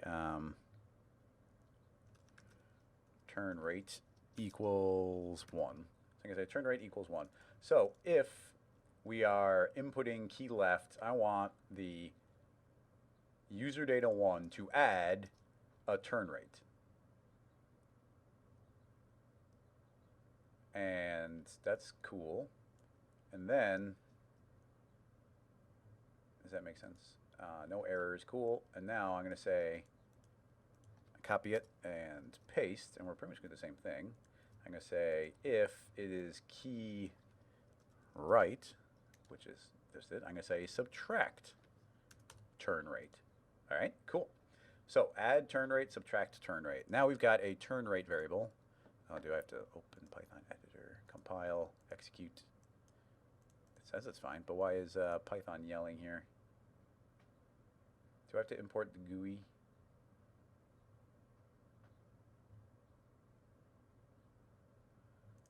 Let me pop open this other one. By the way, when I'm doing Python, this is almost exclusively what I do is copy and pasting this kind of stuff in again. Like checking code, going back, going back, going back. Okay, import state. Oh, that seems fine. It's saying no errors, but it's not running. Or it's still saying X. So I'm going to go to the console. Let's go to Python. And it's saying, in line 7, the word BC is not defined. I thought I got rid of all the BCs. Oh, it does need a base container of some sort, which is strange. I don't know exactly what that means, but we'll just create a base container. So I just need to do that potentially, because right there it's referring base container, so I needed to make one first. So now if I hit compile and execute, let's clear our console, compile, body is not defined.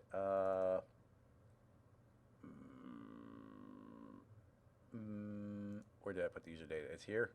I think, yeah, it's referring to that. I don't know how to get the current object. I'm too fuzzy on it. So I'm going to go back to, I'm going to go user data interface, copy the user data interface, go into the Python tag, paste it on there. So now that same parameter exists here as number 1. So this body 1, I always forget, so I'm going to delete it right away. And now instead of referencing the body, I'm just going to say op, which I think is the current thing that's being operated on. So if I execute on there, oh, op is not defined. Dang it. Live coding.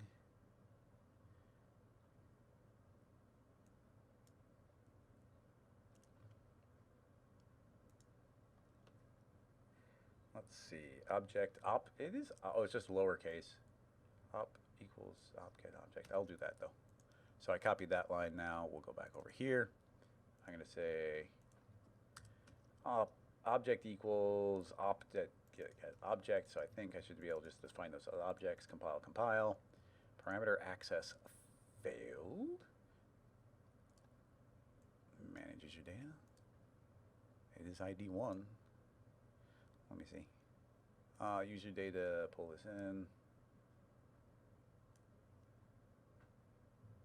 Python.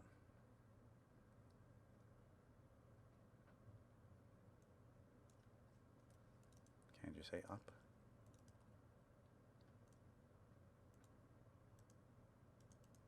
That seems to have worked, maybe. It's not giving me an error, and the tag seems to acknowledge. So now the question is, if we hit play,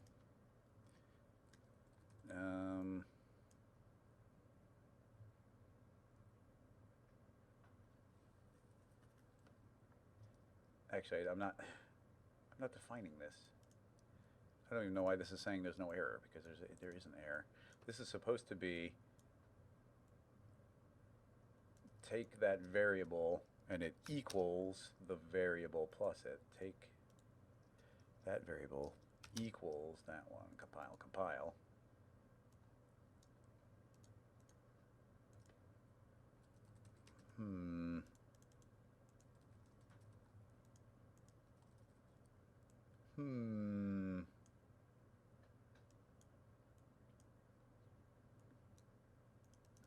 execute.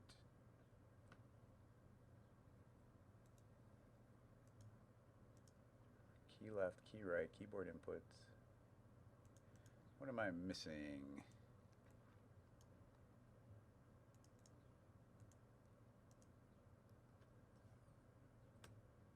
Yeah, it's not acknowledging. And I'm not sure. I'm not entirely sure what I'm missing, because it's not giving me an error. And it's seemingly working.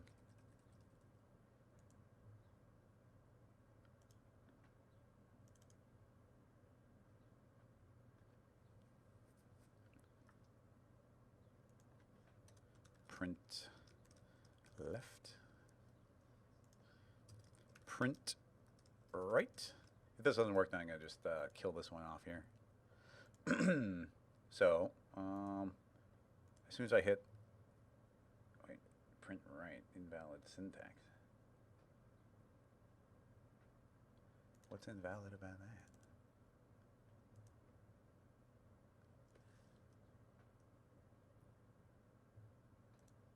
I'm too fuzzy on my code.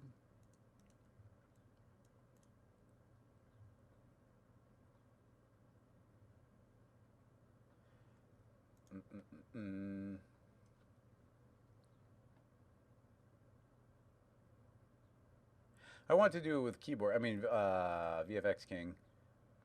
Like, yeah, you could do this without doing any code, where you just grab an object and you drag it, which is a viable thing.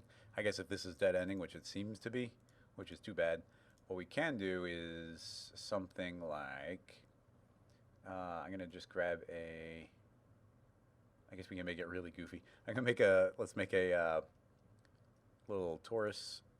Let's zero this out on X. Grab our torus, T for scale. I'm going to move it forward and up right there. So there's our steering wheel. And let's make it red. All right. And then let's make an Xpesso tag. Like I said, I'm already used to. Yeah, I'm already used to the new layout. So Xpesso.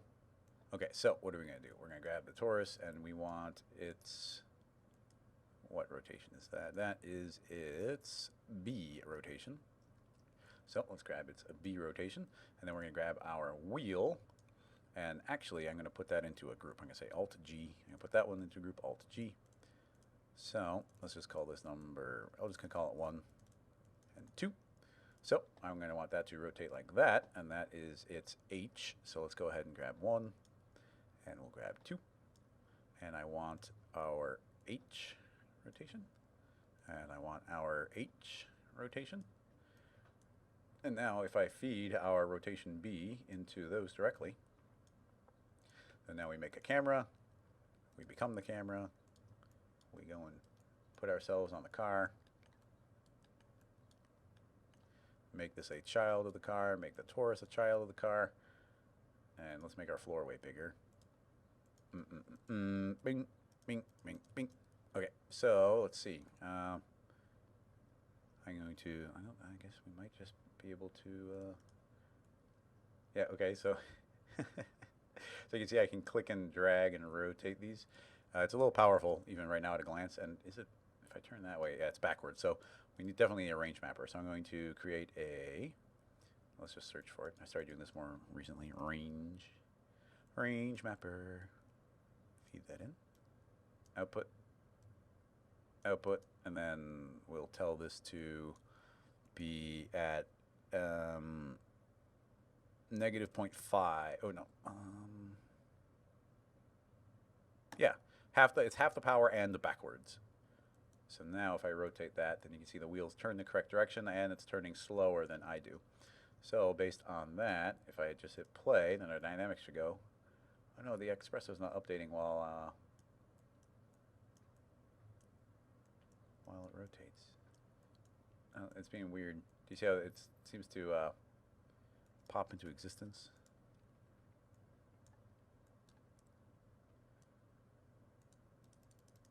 Why is it,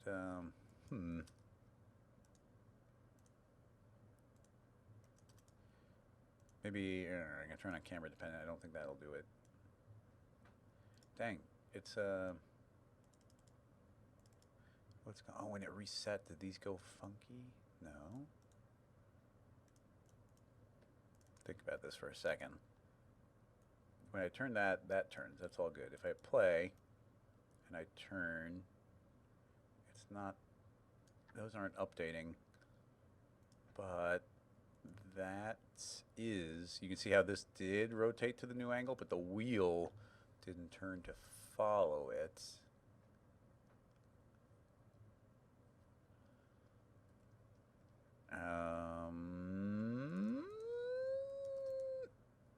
I'm not sure. I'm going to pull these connectors out. I don't want to make those changes while it's rotated. I thought I zeroed that out. Oh, back to 0. 0. Pull the rotations out. Oh, dang. Yeah, it's the Xpresso's not, or there's something about the dynamics. You can see that my axis has rotated correctly, but the dynamics is still plowing forward as if that didn't rotate.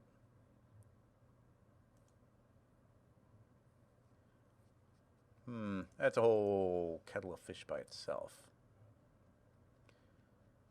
And I'm trying to think of any way around it. I mean, there's a really, really straightforward dynamics.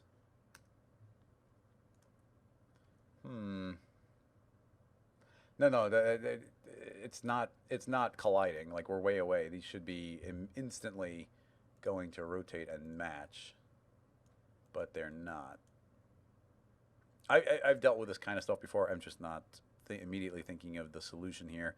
I mean, it should be calculating. It should be updating. And it could be as simple as, like, we've got the wrong initial calculation. I doubt that, but it could be a thing.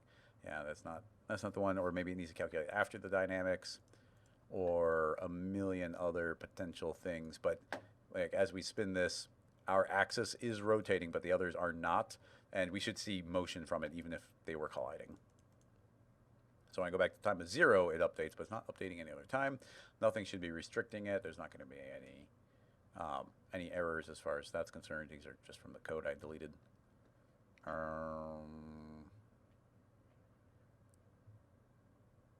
Yeah, I'm not sure. It's too bad.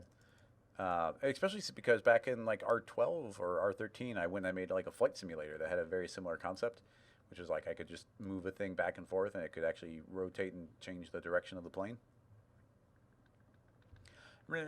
Yeah, and you see it. I mean, you see right here, it's working fine, and we have lots of rotation before it ever collides. So, yeah, not sure. I'm going to have to think about that. It's too bad. That would have been fun.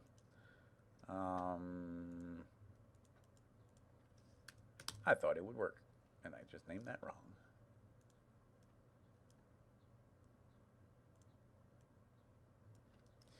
Not driving car.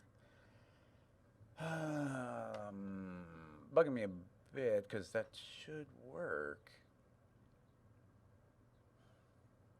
I mean, maybe it just doesn't like nulls, but you can't rotate that directly because its rotation is going to be constantly shifting. The last thing I'll try, which I don't think will work, but we can just put that directly on the wheels.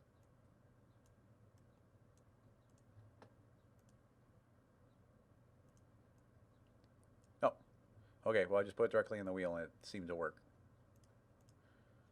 So let's see. So I'm directly driving the rotation of the wheel, which is a little dangerous, but let's see if we hit play. And now let's see if the friction is working or if the dynamics aren't updating because we're just spinning. Easy, easy. Yeah, why are we spinning so much? Don't spin. All right, why are we spinning?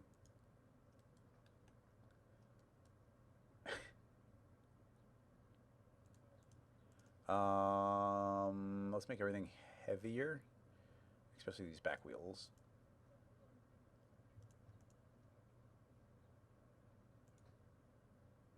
Mass, custom density, 10 times heavier. Okay, that makes them wheelie, not surprising. I also want to do the same on the front ones.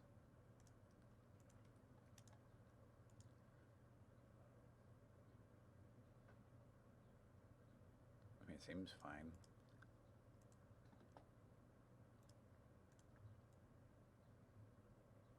Turn.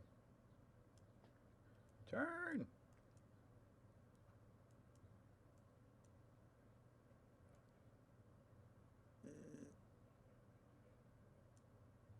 Yeah, these front wheels don't seem to be having any effect. And we are turning and we are spinning.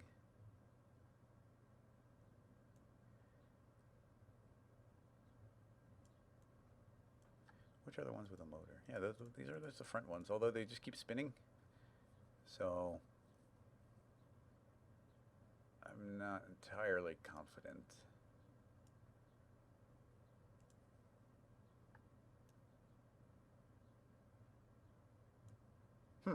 Interesting. Weird. Weird, weird, weird. Cinemazuka, like, I mean, I would be agreeing in general, but I just don't think that's a variable here. The even if we drove the I mean, here we can. The quickest way of testing is I'm gonna just let's go ahead and spin everything so that we are actually on the back of the car, and we'll tell the motors to spin the opposite way. And you know what? We'll even slow them down a little bit. And inside of Xpesso, this might be backwards now, but I'm just going to directly drive our motor wheels. So there we go. Now we're driving. Now we are steering those wheels. So yeah, we're backwards. But if I turn these wheels, you see how it's not cooperating. So it might be still that kind of calculation order. I mean, if I turn them fully sideways, well, no, see, even that doesn't make sense to me. I don't know. This is just this little part's frustrating me now, so I want to move on to something else. There's something there. I've done similar things, but it just doesn't want to work out on this one. Dang little car. Thanks for linking to the Rocket Lasso Slack crossfader. Let's see, we got 10 minutes left. Let's see if we have any other questions.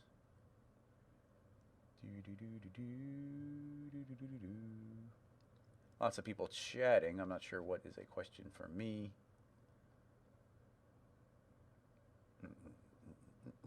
Oh, level bevel. Yeah, I do enjoy motors and connections. How did I trigger the sound effects in the pinball? How did I trigger the sound effects in the pinball? I had been doing it sounds if this sound cycle flipper sound object true. That seems, I'm using a lot of code here because it runs quicker than Xpesso does, and I was really trying to fight the frame rates here. I think it's all Xpesso, and I put all the sound effects in like the master game. Oh, here, there's a sound. Okay, check this out. Here is the sound effects of this game. So, there's definitely a lot of meticulous work to make this kind of thing happen. So I have code that's essentially what's happening is it's turning on a checkbox, and here's the time. The time starts. Oh man, what a setup! I got to be going and relearning this and playing it again, doing it again. But every one of these is a sound effect. So this is a sound effect, and it's the code is just telling it a particular time to start, and it's taking the current time and it's importing a new time, and then it has to run through it, and then based on that it gets applied, and then the sound here is this just a sound node? Yeah, so everything is just a sound node. So the way I'm doing that is in Xpesso, you can go to general and make a sound node. And in the sound node, you can just feed in like an MP3 or some wave form or some sound effect. And then there's just a play. So if you put in a condition, if you hit a checkbox and says, if this checkbox suddenly becomes true, then that sound effect will play.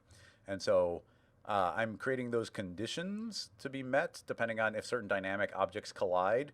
And then it's all feeding into this one master sound system, which is every single individual sound effect.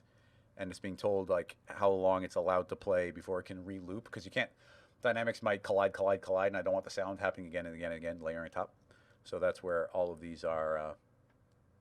Every time you see this kind of combo of two green ones, that is another sound effect. But certain things seem to be playing.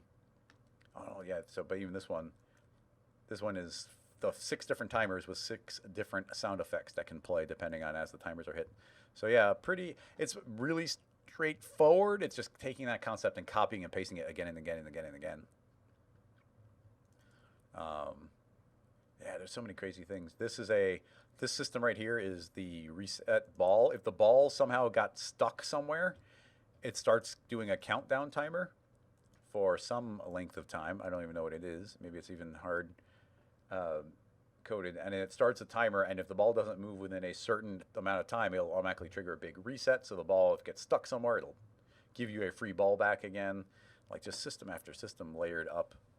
There's all these winning conditions in it. It's really fun because there's all these. If you can get the ball up here, you can trap the ball into these 3 sections. So you can get the ball trapped in there, or there, and then that's how you trigger a multi-ball. And the way you trigger the multi-ball is to knock down all these blue tabs. So if you hit this blue one, it'll descend. So you get that one, that one, that one, that one, and that one. And then you'll trigger your multi-ball, and all those will release. But in addition to that, you want to light up all 5 of these colors, which you do those by succeeding at going through the ramp. So if you go all the way through, you hit a trigger here, and it'll light up the different ones. And once those are all lit up, then it triggers a section where this Cinema 4D character, the figure, pops up. And then you have to be hitting it with a ball. Let's see if I can get that running. Yeah. How do I make those light up? There's probably like a master game control here. High score, blocker, ragdoll, dummy null, plunger, reset, flipper, controls, shoot again, score, no. Lock, elevators, locks. Man, there's a lot of settings here. Ramp lights. Here we go. So yeah, if I just turn this on with any luck, did it go? Well, oh dear. Once all those checkboxes turn on, then this figure's, it's colliding with the floor. I'm not sure what's wrong with it right now, but this figure's supposed to rise up out of the floor. Right now he's colliding really badly.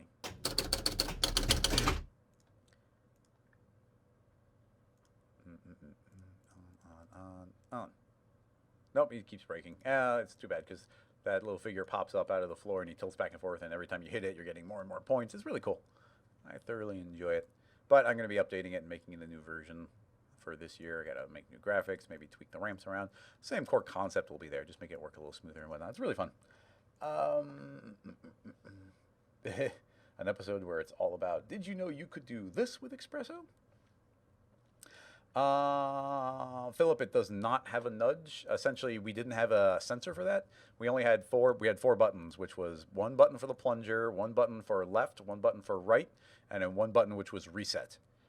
And we didn't have any, we'd need some sort of sensor inside of the pinball machine that I built, the physical arcade cabinet, that could detect some sort of movement. And because my computer is inside of the machine, like this machine that I'm streaming off of, this is the machine that drives the pinball machine. I don't want people smacking the machine around. So no, there definitely was not one. But all the code and everything is pretty straightforward. Footprint timer, yeah, even a lot of this stuff, like all this is just sound effects. This is if you hit the flipper, it's triggering the different sound effects. And even this is, it's so crazy because I found like 4 different flipper sound effects. So this is just cycling through the different sound effects to get triggered so that it's not constantly playing the exact same clicking sound. So yeah, a lot of effort in that kind of thing.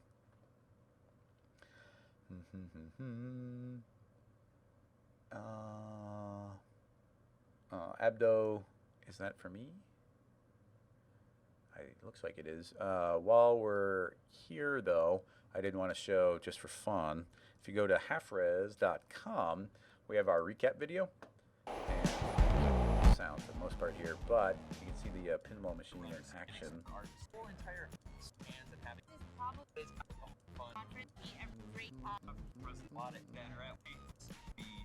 There it is. So look, here's this is a big, I built this physical cabinet and this big TV, and my computer's inside there, and you hit the buttons, and yeah, it drives the entire thing. So you're actually playing this inside of, this is Cinema 4D running live, and you just push buttons and it makes everything else go. And community event that I think it's pretty fun. I like it. We're already pretty much at 4 o'clock, but let me take a look at what you got here from Nav Designs TV. We've got, oh, look at those cute little swirls. Boink, boink, boink. I'm assuming the question is about those stripes that they're leaving on the ground. But yeah, you didn't call out the effect specifically. So I'm not entirely sure that's what you're asking about. That's the part that kind of stands out as something unique here.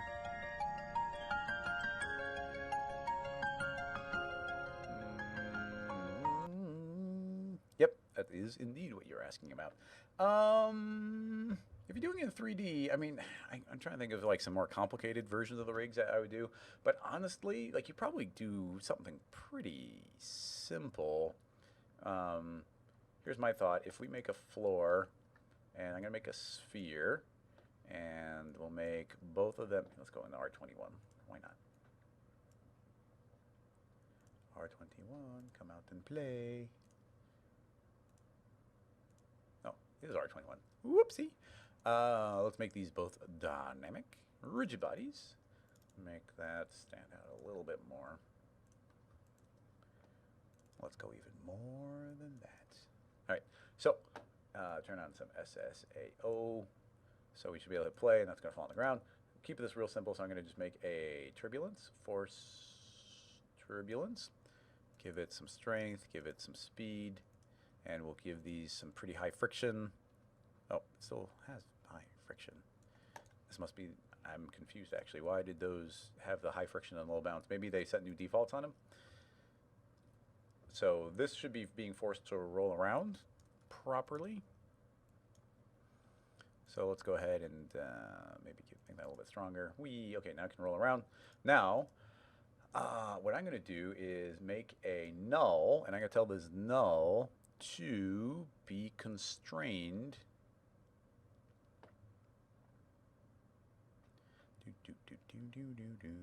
I think it's under rigging tags now. Constraint. I'm going to turn on PSR, and I want it to be matching the PSR of the sphere, but I'm going to turn off the rotation, only keep position, and I'm going to go to constraint, and I'm going to say don't worry about Y. So now I'm going to put this null down at 0. So now it should be matching the X and Z position of that sphere, perfectly matching it, but it's not moving up and down itself. So what that means is I can go ahead and trace this object. Let's go ahead and put a tracer. And I don't know what it is, but suddenly I do successfully remember to put it from end. And then it does that. It is properly tracing there. So now we can get this constant tail chasing it from the ground position. And let's make that a little longer, 55. And honestly, I would just make a, I guess you could do a hair, but I don't see any reason not to just sweep it. So let's just sweep it. I'm going to make a rectangle, make it editable. Select those 2 points, delete them, select the other 2 points, zero out the Y position, pause it, zero out the Y position. Let's not close it. Create a sweep. Sweep tracer, put those in. It's going to be really fat to start out with, but let's see what we get.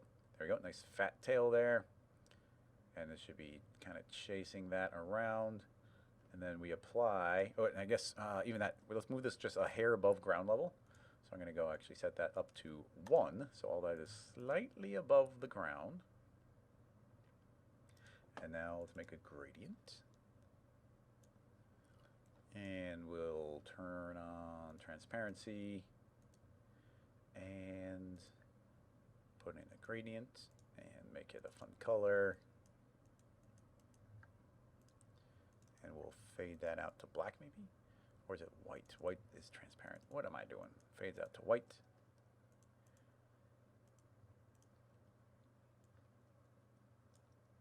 Is that? Looks like they turned off default. No, it is there. Gradients backwards. And it gets real pinchy there, so let's see if we can do something about that. Oh, gradient should be on V.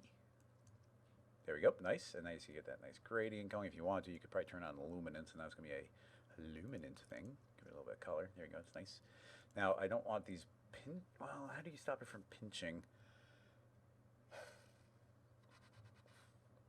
Oh, you could round this out or make them not trace so often.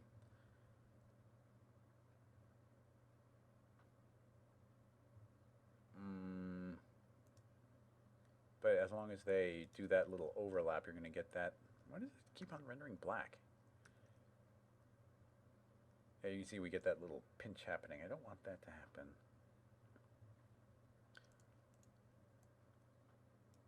Let me think. Is there any way to stop that from happening? We have less subdivisions, but then you're going to see kind of a pop as they travel. We'd have the sphere here not curve as quickly, but that seems like a poor solution.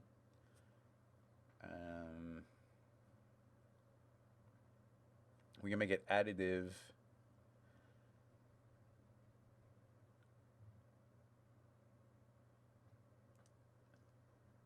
I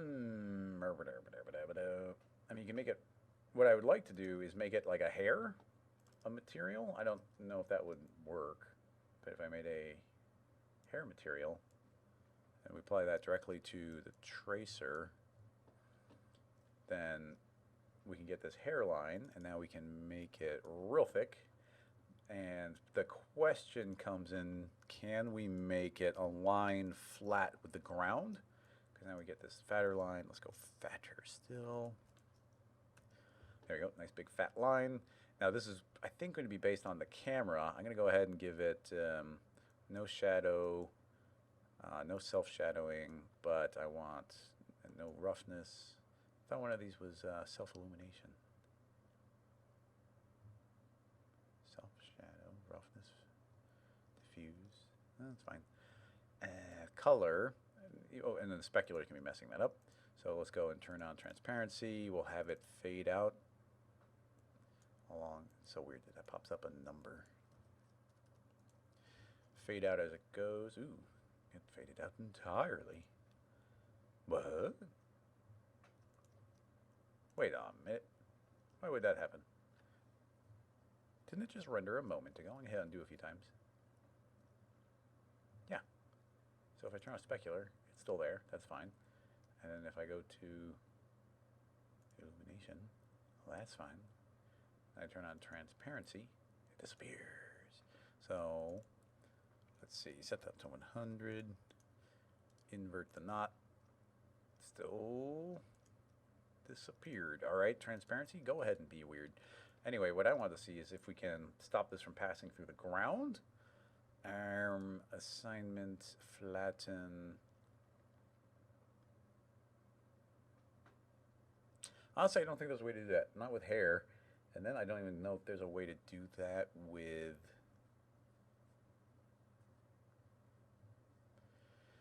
I don't know if there's a way to do that with Sketch and Tune. Because the material just kind of is the material. If it passes through the floor...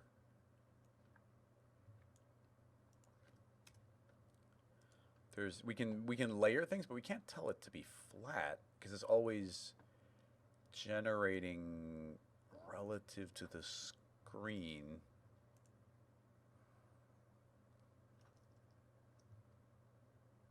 Yeah, it's on the ground. If I make that really thick, it's going to half pass through the ground. You can see right there, boom, cutting off half of it. And there's no way to trick it in the thing it's laying flat on the ground. Well, dang it, that's 3 different methods, and all 3 are being a pain in the butt. Like, having it just roll around like this is really straightforward, and it's nice and clean. And, I mean, there's potential ways we could round it out. We could go ahead and give this intermediate points, uniform. That's way too many, but even something I've been enjoying doing lately is doing something like creating a matrix object. And telling the matrix to clone into an object. The object is the tracer, and now we're going to get these dots going. And then I'm going to make another tracer, and this tracer is going to connect those matrix dots. I'm going to say connect. I don't remember if it's connect all elements or connect all objects. There we go. I might have to offset that, but the point being is like now we're doing these direct connections in between, so they always exist. And then we go to that new tracer object and we set it to something like a B-spline, and we give it some intermediate points, and now those become very smooth, and that tracer is the tracer being traced. And it should make those a lot smoother. Natural. I mean, I would think they make them smoother. Honestly, they seem a little harsher. No, that's smoother, for sure. Now, it's not to say we won't get those overlaps, and you can see, oh, Sketch and Tune's still going. I'm going to have to catch it early. There.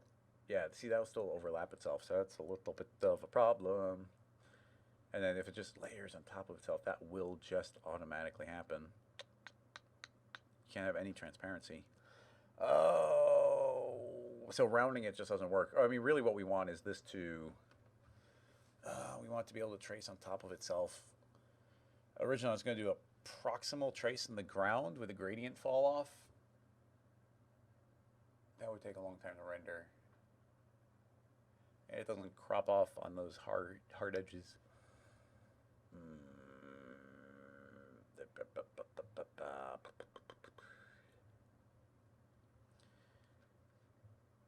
Sorry, I'm thinking faster than I can speak. We're using a transparent material, and transparent material is going to fight itself when it overlaps. If you use a hair material, you can have them overlap and acknowledge each other in a particular way, but in a regular material, you can't do that.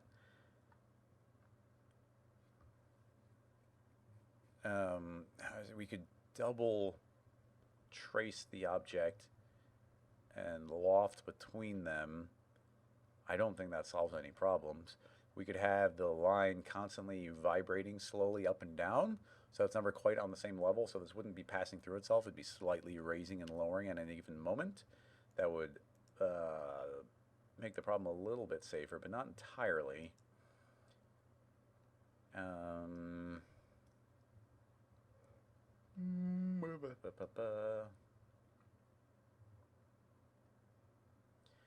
If I did the other method, I said it would be rounded. If I fed this as a proximal into the ground, it would be rounded on the edge here, which is definitely not what's happening in the original. Honestly, I'm kind of stumped.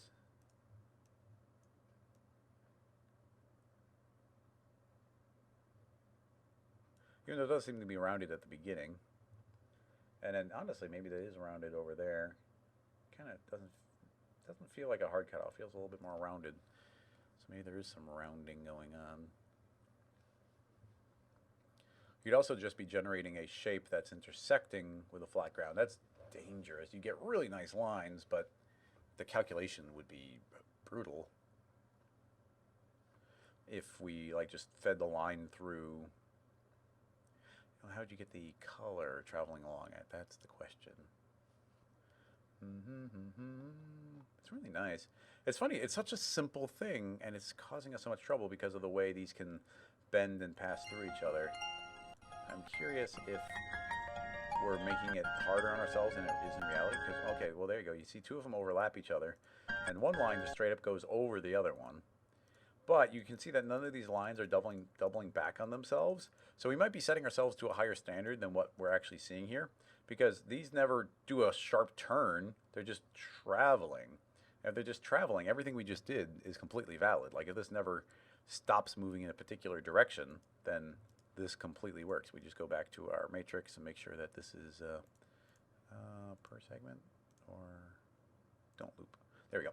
So now that line is going to travel there, and as long as it doesn't make these sharp turns, then these straight lines are pretty much spot on. We could potentially round it out if it was needed. We can sweep it. Right now we're sweeping with a rectangle.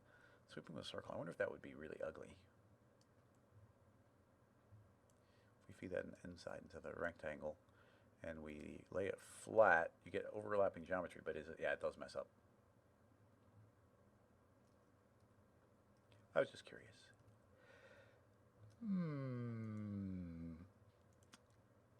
Yeah, Abdo, there's a very good chance he made it in post, but it's such a kind of simple question. It's such a simple concept that's like, oh, we should be able to do that in Cinema easy. And now I'm kind of fascinated because it's such a tricky little thing. It's so simple that there's got to be a way. Because another thought I was having was, hey, but that doesn't stop it from twisting. It could still overlap itself.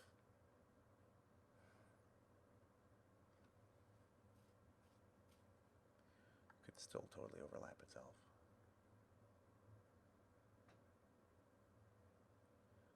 We should be able to do that, though. There's got to be a way. An elegant way. Like I said, there's some brute force methods that are coming to mind. But I don't like those brute force methods.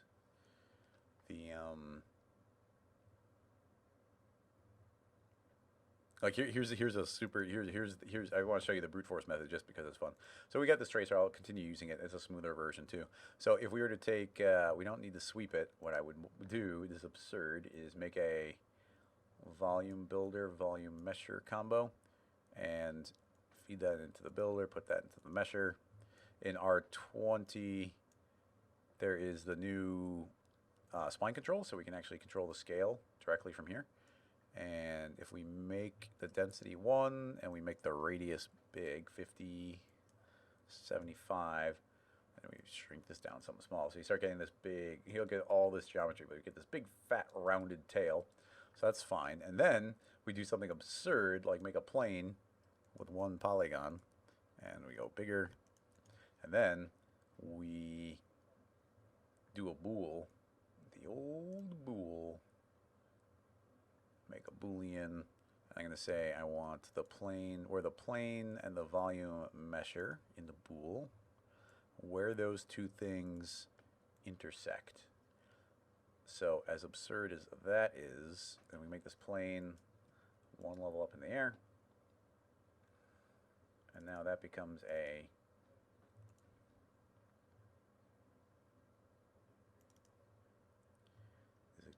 I might have really ticked it off. It's hard to tell. Yeah, so you can see now I've got this, and already the bool is causing trouble. I'm going to say create single object, create Phong breaks, hide new edges on by default now. That seems to be having a little trouble.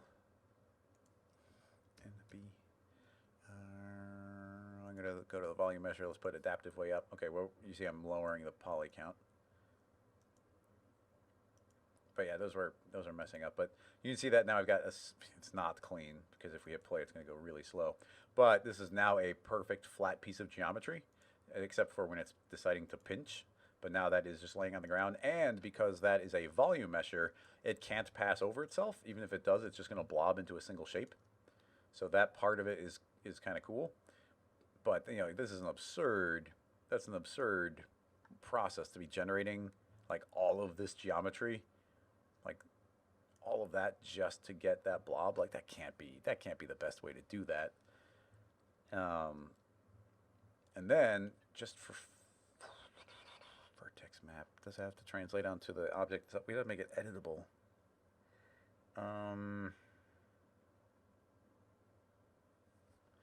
I was trying to think of how to apply the gradient to it. We could just do a big proximal fall off on there, which honestly might be the best idea. If it turns back on itself, it would morph the color. I was thinking that we might be able to feed this spline onto a vertex map on the overall big grid, and then translate those colors back onto the object. Completely absurd.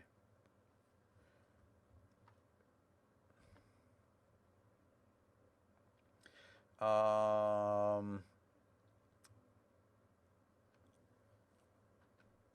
rounded rectangle plus a spline wrap doesn't work because that could also pass over itself. The reason we have to use the volume measure is if this turns over itself, it just blobs into one continuous mesh. And with what you're proposing, it would, if it passed over itself, it would confuse the bool. You can't do that. And of course now it's not passing over itself very rapidly, but it was early on.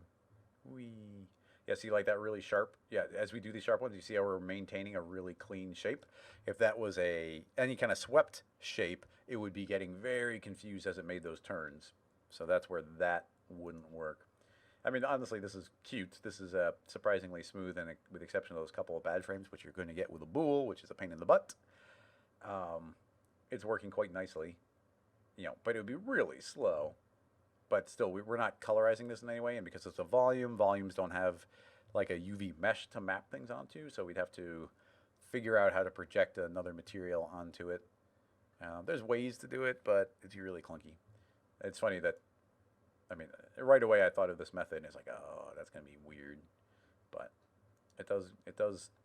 it solves the problem of it overlapping itself because it's getting melted away by the volume builder.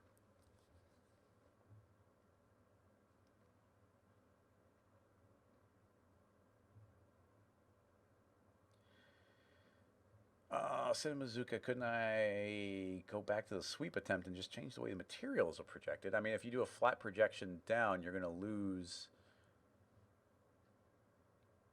It might not crinkle on top of itself because it's going to be the same material layered on top of itself, but you'd have to map the fall off back to the object, like your projection. Essentially what you're saying is I don't even have that set up anymore. I'm going to save this one.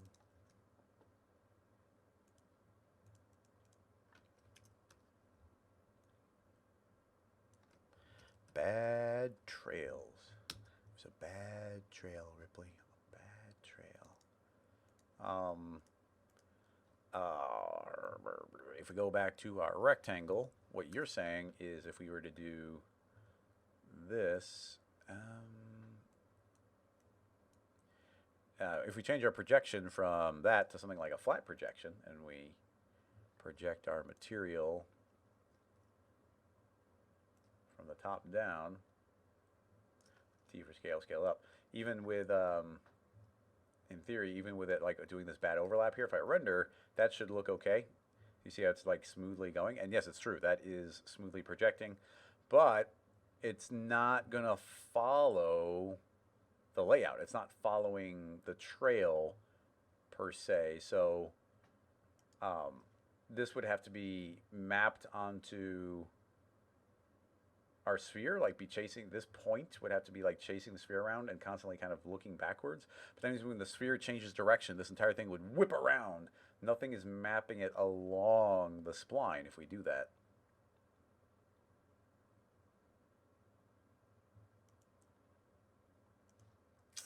It's tricky. A camera map that follows a sphere. I don't even know. Thanks, Level Bevel. I think we're wrapping up here anyway.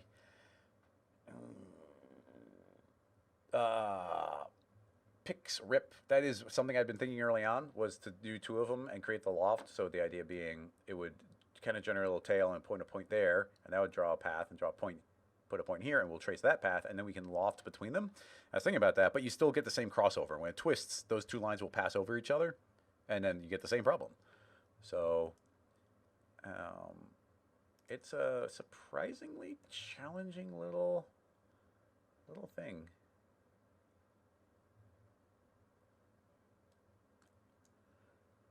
I'm gonna let that one rattle around in my bread. Let that rattle around in my brain for a little bit and see if I think of any better ways. But I think we're going to wrap today's up. Everybody, make sure you come next week. Next week will be the final episode of season 1, so that would be good. Darren, what's going on, man? Stick texture? Can you stick texture on that? Isn't this is constantly creating completely new geometry all the time? So I don't think there is such a thing as sticking a texture to it, because this tracer is new geometry every time, and Cinema cannot ever figure out sticking it. I am kind of curious about the idea. I don't think it'll work, but let's try it. So if I did project that there, T for scale, so now it's approximately mapping correctly. But if I put a stick texture tag, I don't know where that'd be. That would be material tags, pin material. Oh, they changed it to pin material. Record. Yeah, you see it's just passing right through it. And that's because this tracer object is being considered a brand new object every refresh, so it can't like lock them to UVs because they're new UVs every refresh. It's a tricky one. If anybody thinks of a cool way of doing it, definitely bring it up in the Slack channel, because I would be very curious about how to do it. This is a seemingly simple problem, and Sketch and Tune won't work. Hair doesn't seem to want to work because of the projections. And then the one that's closest to what I'm imagining in my head is that freaking volume mesher builder one, and that is no way to do that for sure. So yeah, it's a interesting, weird question. But anyway, once again, thank you everybody for coming and hanging out, especially for supporting on Patreon. See, I didn't even make that animation, so I don't get to pop that up now. Let's see. Anything else to announce? Nope. If anybody's in Chicago, see you tonight at the meetup. If not, hopefully you're coming to Half-Res on September 18th. Go to halfres.com to get your ticket if you haven't already. Otherwise, head on over to rocketlassoslack.com to continue the conversation on Slack, especially if you think of a solution to the problem we just were tinkering around with. Thanks again, everybody. Big shout out to everybody supporting on Patreon. And otherwise, I'll see you guys next week. Bye-bye, everybody. Bye-bye.